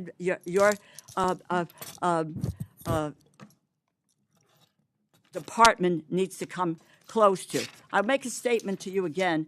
But this is fact from the bill, Mr. Chairman.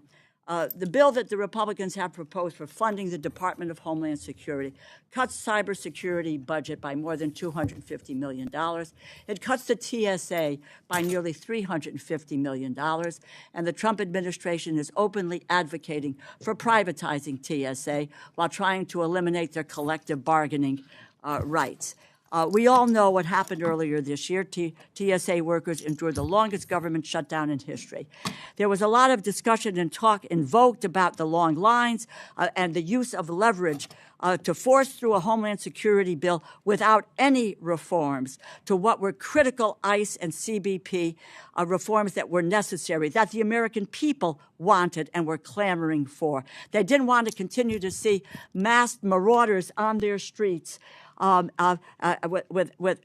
with just harassing people. Congress eventually passed my legislation that paid TSA workers, funded FEMA, CISA, Secret Service, and the Coast Guard. And today, and it took you 79 days on the Republican side to make that decision to pay these people instead of just talking about paying this. The administration continues to attempt to walk away from the collective bargaining agreement with TSA workers, something that the federal courts have now twice said is illegal. Indeed, your testimony frames the attempt to force over 200 smaller airports in this country into a new security structure as a setting. And, quote, the TSA, this is in the testimony, the TSA is on the path to privatization. My question on this issue is, given all that the transportation security officers did for us during a Republican shutdown, how can it be that the department's position is that TSA workers should not be granted the same basic labor protections as federal enforcement officers? How can it be that your priority is to have them work for the lowest bidder, where the wages and the benefits of these workers will unquestionably be lower? Well, actually, it was the Democrats that voted every time to shut them down. Republicans voted every time to open them up. Pass. So Just give me we the didn't answer shut them to my down. You question. shut them down. Answer my question. I did. What are you doing? Why are you moving? Ma'am, I answered your question. You were the one that shut them down. The Democrats shut down. How many times did you vote to shut them down? Why? You know, these people come to us to get funding for their for the work that they do. And we ought I'm to actually take a look at factually the work correct. that they don't I'm do. factually correct. The work You that they voted don't to do. shut them down. Republicans voted to open them over and over and Well, over what again. the Your vote Republicans clearly finally stated did- that you voted to shut us what they down. finally It did- wasn't until it became Madam popular. Ranking And then, by Member- the way, ICE agents came there and helped bring the Mr. lines down. The Secretary. same people that you also kept shut down for Mr. 115 Secretary. days. I'm answering the question. No, you I thought didn't, you said Mr. you answered it. Secretary. The floor is hers. My dear, Actually, I gave it to her. You know, there is a chairman of a committee. That's me. I gave it back to her. this tells She's you got it. something about who these folks are. And have everybody another on question, this Madam panel. Ranking Well, Member? yeah, no, I do, but I didn't get an answer to a question. So the How record can will it so be- reflect. Thank Please you. ask your next Okay, question. and I will. This has to do with FEMA. Simple question. And I want to start where I left off with Secretary Noem last year. FEMA. Simple yes or no. Do you support eliminating FEMA? Do you support eliminating FEMA? There's portions of FEMA that Do need you to be back in support state. eliminating There's no yes FEMA? or no question on that. There's Do you portions that need to go back to support the state. eliminating FEMA? The record will reflect the That response. he is The record supports- will reflect the that response. he was- Is there another supports question? it. Yeah, because let me just say, in April of 2025, the Trump administration prematurely, I'm glad we got that answer, because the poor gentleman who came before, it may have been with you, Mr. Chairman, that came before our committee, and I asked him this question, and he said, because Secretary Noem said, yes, she and the president wanted to eliminate FEMA. The gentleman said that he said it should be reformed, and the next day he was fired. Let it show that the secretary believes that we should shut FEMA down. I never April said that. 2025, the Mr. administration. Chairman, I never said that. The administration prematurely, The record will unlawfully reflect what you did and didn't ended say accurately. FEMA's BRIC program. He intentionally halted roughly 2,000 active infrastructure and disaster mitigation projects across the country, including one in downtown New Haven, Connecticut. A coalition of 22 states and D.C. sued FEMA. A federal judge ruled in favor of the states in December, mandated that FEMA restore the over $3.6 billion in canceled funding. At the beginning of March, the judge had to order FEMA to comply with that ruling. 3 months ago, the day after you took over as secretary, FEMA formally announced a, quote, new and improved BRIC program. Yet, almost all of these communities are still waiting for their BRIC funding to be restored. Tell me, Mr. Secretary, when can communities with halted projects expect to receive their BRIC funding? We actually restarted that when I first came in, and we did 24 or 25 of them. So You've done 24 of the 25 Yes, of the ma'am. 2,000. Let me clarify that. So Please. 2024 and 2025, they sent out the notice of notifications so everybody can now submit, and those projects that were already submitted for those times period will be How many projects are there? We can get you the details. on Please, that. there were 2,000 that we started with. The Secretary also provided direction for 2026 to get the NOFOs out on that, and that'll come out sometime in September. The Secretary has done more to get that. I do not need your, you do not need to. I just want to make sure you're clear. Well, please. Okay. Spare us. Just give me the facts. Just give did. me the numbers. Let me just conclude, Mr. Chairman, and thank you. I would like to work in an open and in a transparent way, because that BRIC funding for New Haven, Connecticut, which I probably will not get because I'm in a blue state, that the BRIC funding for New Haven, Connecticut is important, which is why we support the programs, bipartisan support for the BRIC program. So please, let's get the NOFOs out as quickly as possible and get the money to the communities that need them. My final comment to you is, I'd just like to go back a second. We need to go back to the issue of deaths in custody. It doesn't do anyone good to talk about what's happening in the criminal system in Illinois or in Oklahoma. What we need, because 54 deaths are 54, in what is civil detention, we need a plan to address the fact that 54 people in your department they were in civil detention, it's not criminal detention, are dead. They should not be. We need to hear from you. I don't need an answer now. There is no time. I've taken an enormous amount of time. get us a policy, a plan, in a timely fashion that says how are we going to deal with these issues. I yield back, and I thank you, Mr.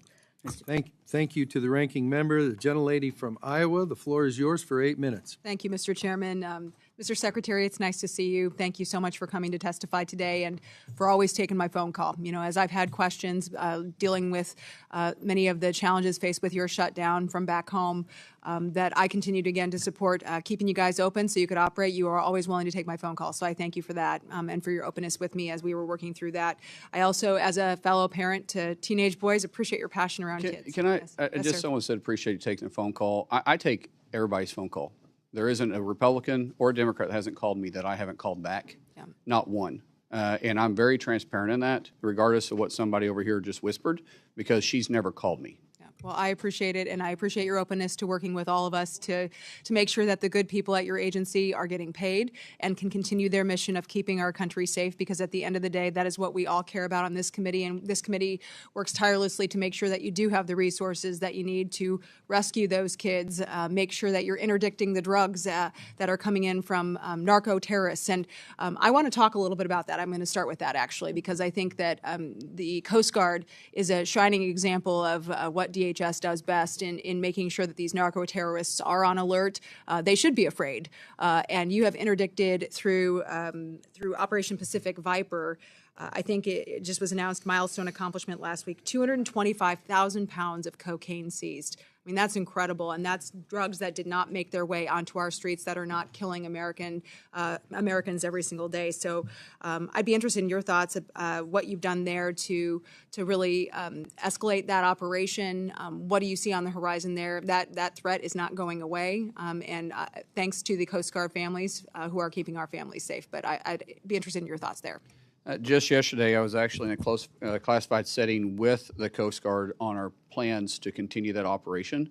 But it's a joint effort with DOW, with Coast Guard, with CBP, with ICE, because it's a ring. The drugs doesn't just get to our shores and then dissipate. There's a ring that goes into our cities, into our towns, into our states and our communities. And then the cash flows back in and back out. So the drugs come in on our shores different ways, and a lot of the cash is going out, a lot of times over land, a lot of times in air. We're seeing more and more counter-U.S. So we've got to combat it all together. This administration, through the direction of President Trump, has done more to combat our war against drugs than any president in our lifetime. And he's made it a task that he understands that we've lost more individuals in fentanyl overdoses than we have in the entire Vietnam War in 1 year. Not during 1 year in the Vietnam War, a year from fentanyl overdoses inside the U.S. And just the other day, we took enough fentanyl off our northern border from CBP that could kill 17 million Americans. And I think people frequently forget about the northern border. We focus so much on the southern border and the Caribbean and these drugs coming in. But that's a direct relationship because of our Coast Guards doing their job in our waters of the U.S., and it's pushing it. And then we have CBP doing their job on our southern border. It's starting to push cartels to operate in our northern border. So last week, the minister, that is my partner in Canada, met here in Washington, D.C. We talked about the challenges. They haven't dealt with the cartels like we have in our southern border. They're anxiously working with us and wanting to know our lessons that we've learned because they don't want it to get a foothold in their country. So because of President Trump, we are fighting it on air, we're fighting it in water, we're fighting on land, we're fighting on the northern border and southern border. And I'm not going to say we can eradicate it, but we're making a huge difference in this war on drugs. And every time we interdict these drugs, regardless of what agency underneath DHS does it, we're saving lives. You talk about kind of the cross-agency work that's happening here. How many of these rings on the back end, so the drugs get in, they go out through these rings, are these run by, obviously the cartels, but how many of the people participating in them are illegals here in the United States?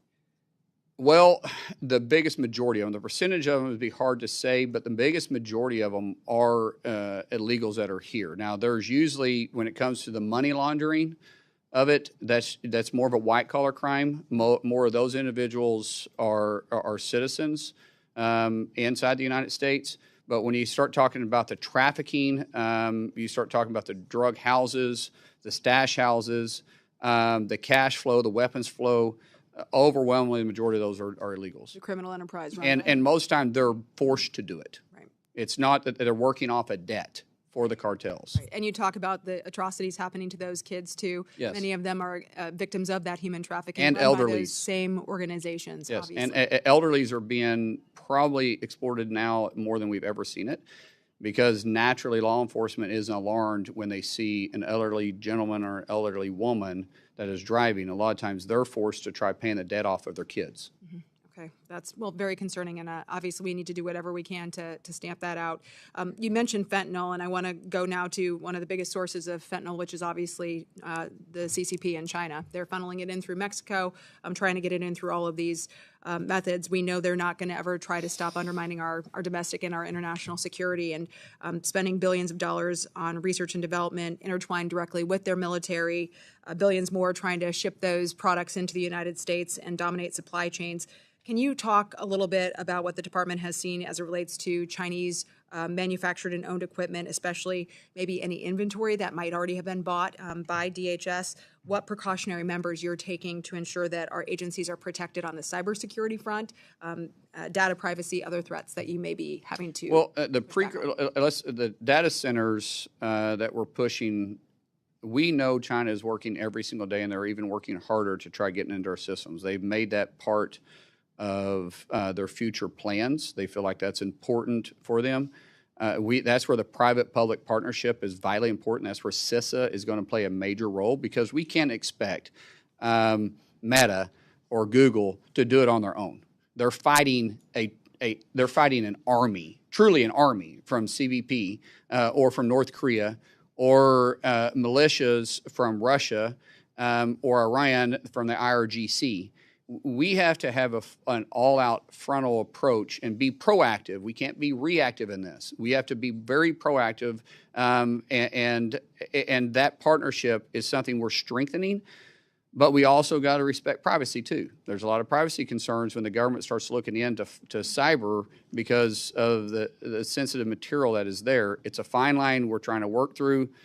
It's difficult. We're going to have to come to Congress for help on that, because we're going to need clarification, I believe, with the new technology that's coming out and the new way that they're entering into our systems, that we're going to need new clarity on how far CISA can go.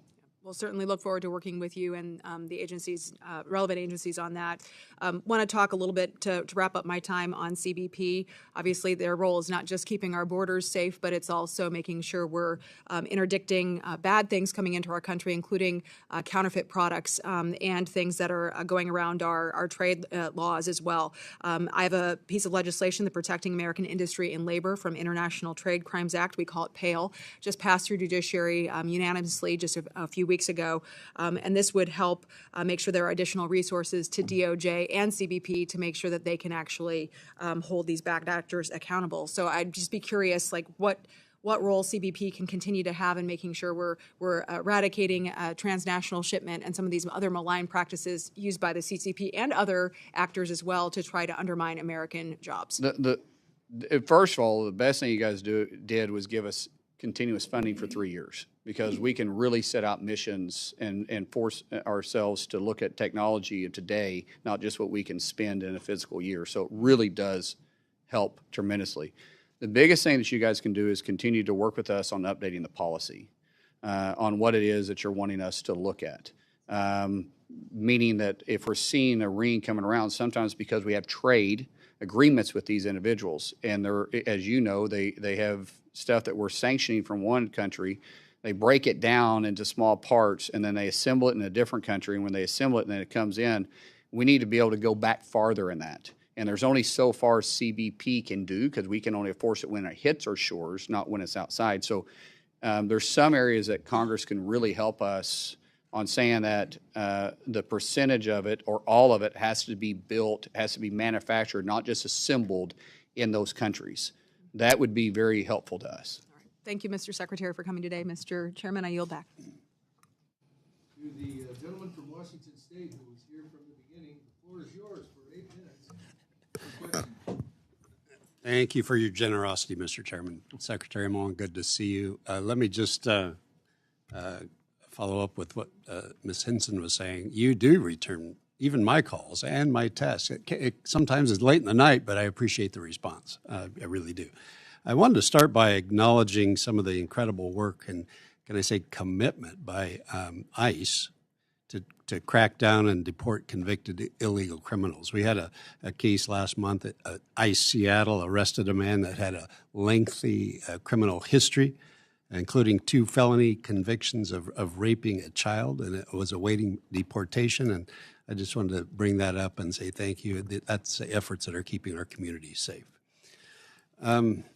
First thing I want to talk about is the visa and H-2A petitions. At the end of April 2026, USCIS reported a net backlog of all USCIS cases at 7.23 million cases, an increase of nearly 70% from the beginning of the administration before your time, with the expectation that additional vetting requirements may even further strain those processing times. Could you describe how DHS is allocating personnel and resources to address this backlog and ensure timely adjudication of applications? Yeah, unfortunately, we're having to go back through and re-vet a lot of people that was given asylum or given visas underneath the previous administration because they didn't do any checks. So we're building systems in right now to be able to do that through an automated system. We're bringing up the first one in 30 days. That's going to be specifically for the backlog of DACA, which DACA doesn't give you, status in the United States. It just is a term that Congress never ratified, but we put in place. But it still allows you to apply for a work visa, but it doesn't give you status. That we're going to deploy the first one in 30 days, and then we think we'll be able to get caught up in a very fast time. But we're having to build the automated systems because it's just not possible for us to go through one by one. But because we're going through there and taking a deeper look at all this, we've been able to arrest over 1,900 known terrorists that were given status underneath the Biden administration inside the United States. Over 1,900. These aren't suspected terrorists. These aren't terrorist watch lists. These were terrorists that was just issued because there wasn't any really checks and balances put in place. And so it's real work that they're doing. But we are building a system to be faster at it, and the technology that we have, the private-public partnership we've been talking about a lot, is helping us get there. Good. So on a related note, I appreciate the agency's follow-up to a question that I actually submitted, if you remember, Mr. Chairman, when Director Edlow testified regarding the adjudication and processing time specifically for H-2A petitions. The response indicated that there was no backlog for H-2A petitions, which, thank you, that's a welcome update. However, it's a 15-day turnaround. Once it gets cleared, it's 15 days. Well, what I was going to ask, the response also indicated that the processing times in 2026 so far are notably longer compared to previous years. So just looking for your commitment that you'll continue to support the agency's efforts to expedite these petitions. As you know, timing is critical for agriculture. And will your budget ensure that sufficient resources are dedicated in order to carry out those responsibilities? So I had a briefing on this 2 days ago. Yeah. And our turnaround on those visas are 2 days or 15 days, especially if they're known. A lot of these agriculture workers are known. They come back and forth. We see them every time. We can repeat them. And the largest percentage of those are. We're also looking at the dairy issue. Right. Thank you for that. And because it's not seasonal.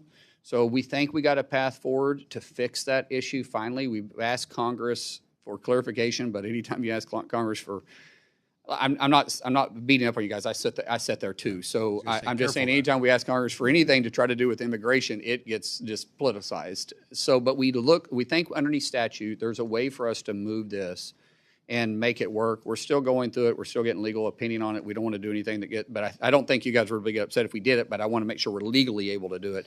But as of 2 days ago, we're 15 days on turnaround on those. Once they're finally submitted correctly, we have a large percentage of them that are not entered correctly. And what I've asked CIS to do USCIS, is to say, why can't we move this to a system that you can't submit the paperwork until it is filled out correctly? You know, if you do DocuSign or you do any of this stuff online, which you've got to go and accept, they won't let you move forward. The technology is there.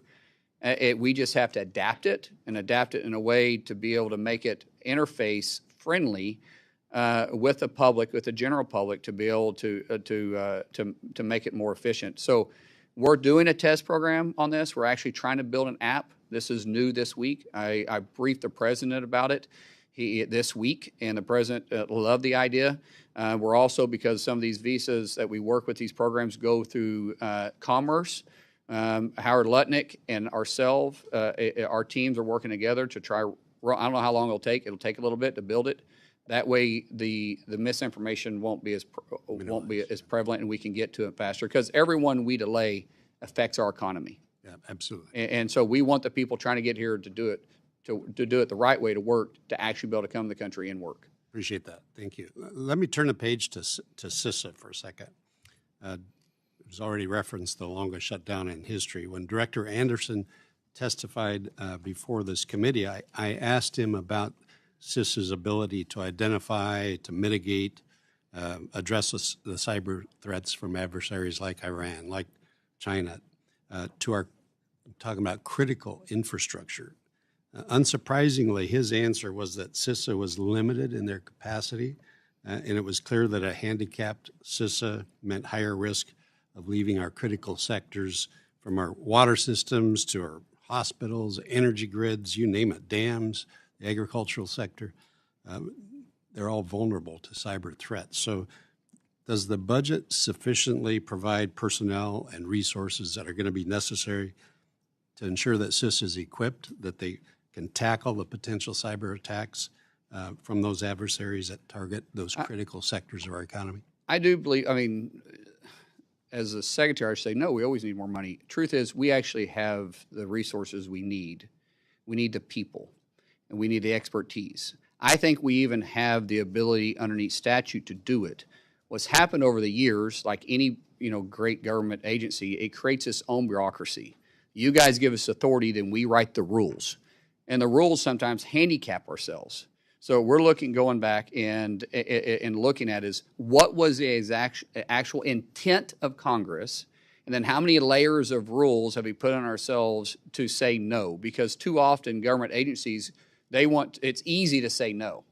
We're changing that way at DHS. We go to yes. Good. We lean to yes. That's our new policy. We're there to figure out how to make it happen, not to find the easy way out. And some of that is our own rulemaking. So I feel like right now, Congressman, we have the resources financially, and we have the authority, I believe. If that changes, I'll come back to you. But we don't have the personnel.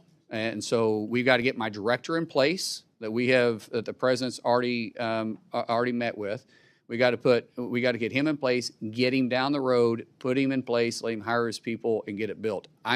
Truthfully, once he's in place, it's going to take me probably 12 months to build this back. It may be longer when he gets in there and lets me know, but I believe we can make significant strides in the first 3 months. But to actually be where we need to be, I feel it'll take a full year. Well, let us help you wherever we can there. Yes, thank you. Appreciate you being here. Yep. Thank you, Mr. Chairman. Thank you to the gentleman from Washington. I am now going to claim my 8 minutes for questioning and give 2 minutes of it to the gentleman from Indiana, who was very generous with his 8 minutes in letting the Secretary respond to some earlier questions. So the floor is yours for 2 minutes, Mr. Shreve. Thank you, Mr. Chairman, and you have earned your paycheck today. I appreciate your managing and protecting time for all members of this committee. Secretaries, I'm from Indianapolis. That's part of my district. We run some big events, much as we were talking about with the threat of drones, counter UAS on FIFA. We've got the Indy 500. We have the men's Final Four. We had the Pacers playoffs. Secretary Edgar, as a mayor, you realize that these threats to public safety arising from the evolution of drones, which are tools as well in the profession, are extraordinary. And DHS is in the lead at managing this threat and these tools. The fiscal year 27 House mark included dedicated counter-UAS funding. And last year's NDAA authorized trained state and local law enforcement to detect, track, and mitigate, take down threatened drones. We can strengthen our ability to protect major events and critical infrastructure. And let's not lose sight of that, but only if local law enforcement has the training, the tools, and the coordination to work with federal. Mr. Secretary or Secretaries,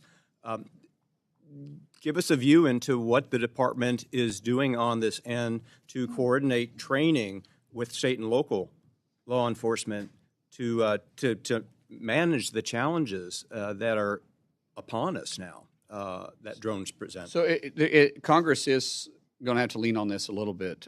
Bringing down a drone for an enthusiast is easy now. We can do it. We do it every day. We do it.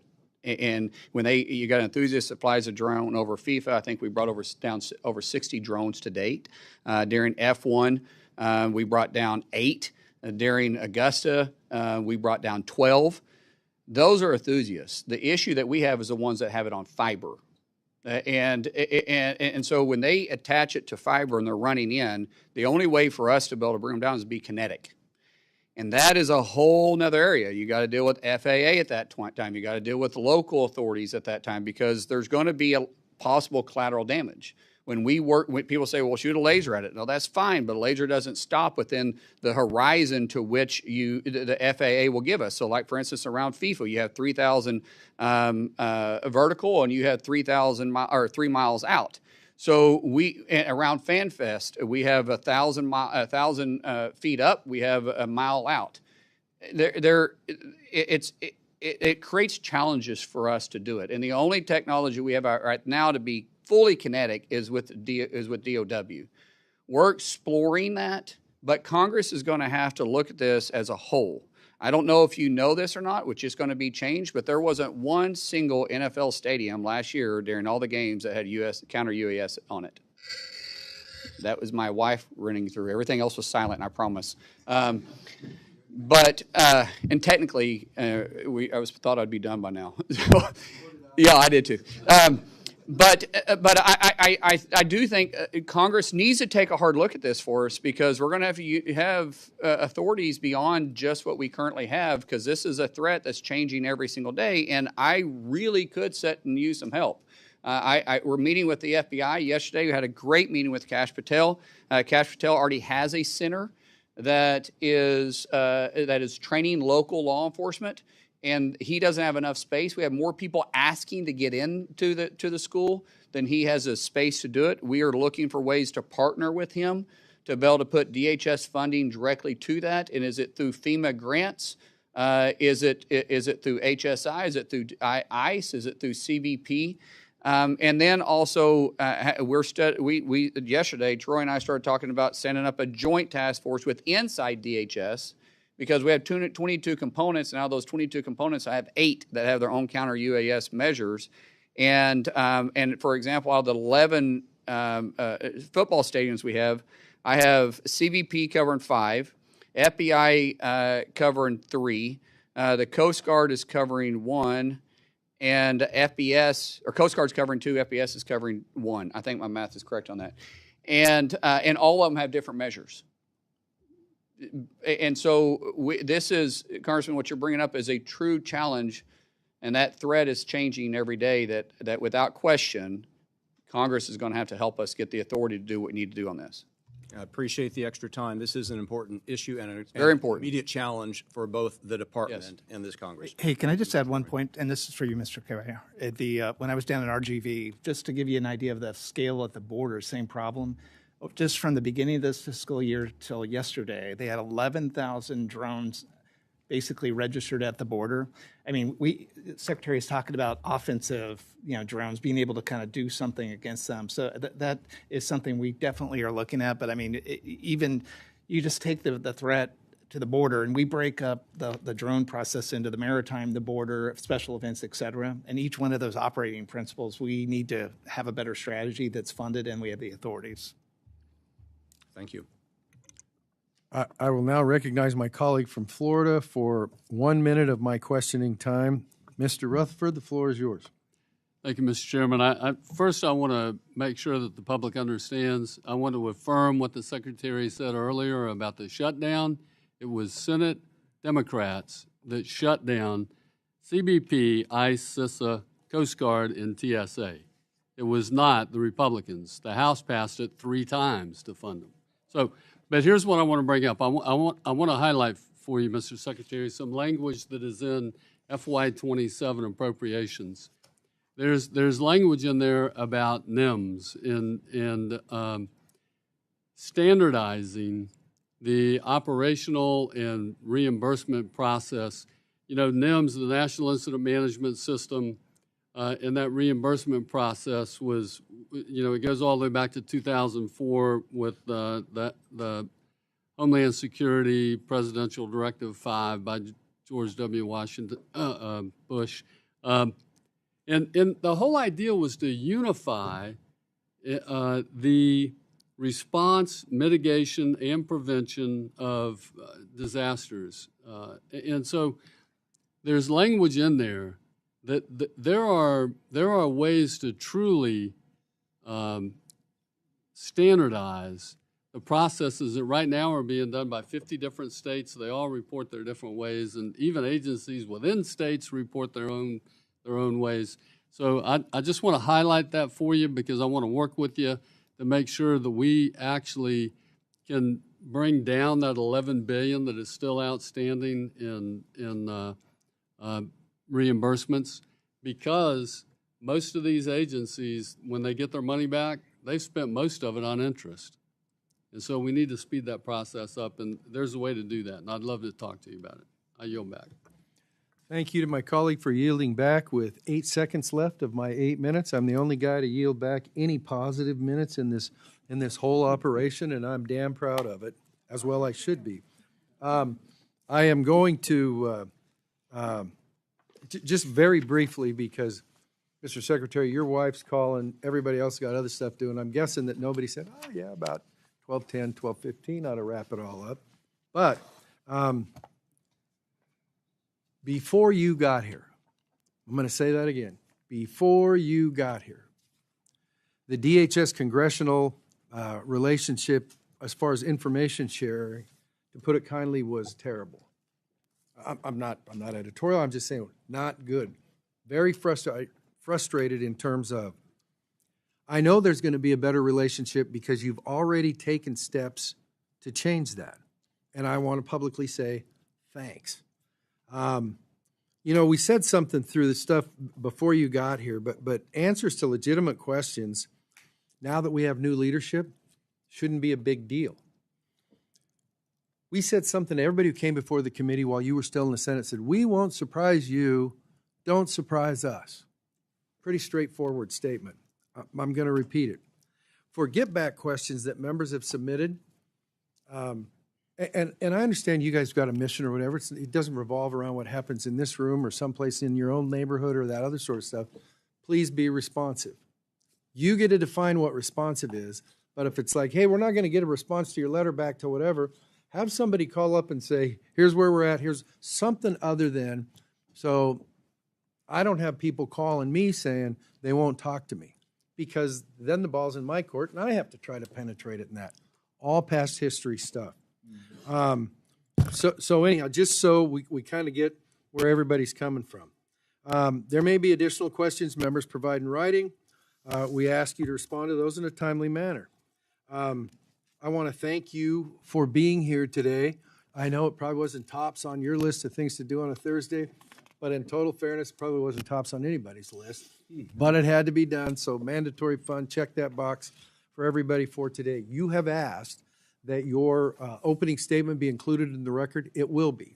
I will also say that if there are things that were said during this that you feel a need to respond to, please include that in what you submit for the record, and we'll submit that we'll include that in part of the record too.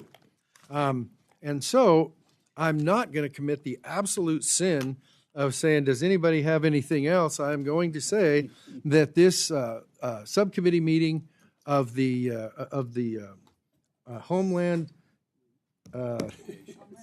Appropriations, the subcommittee, yeah, easy for you guys to say. Subcommittee meeting is adjourned.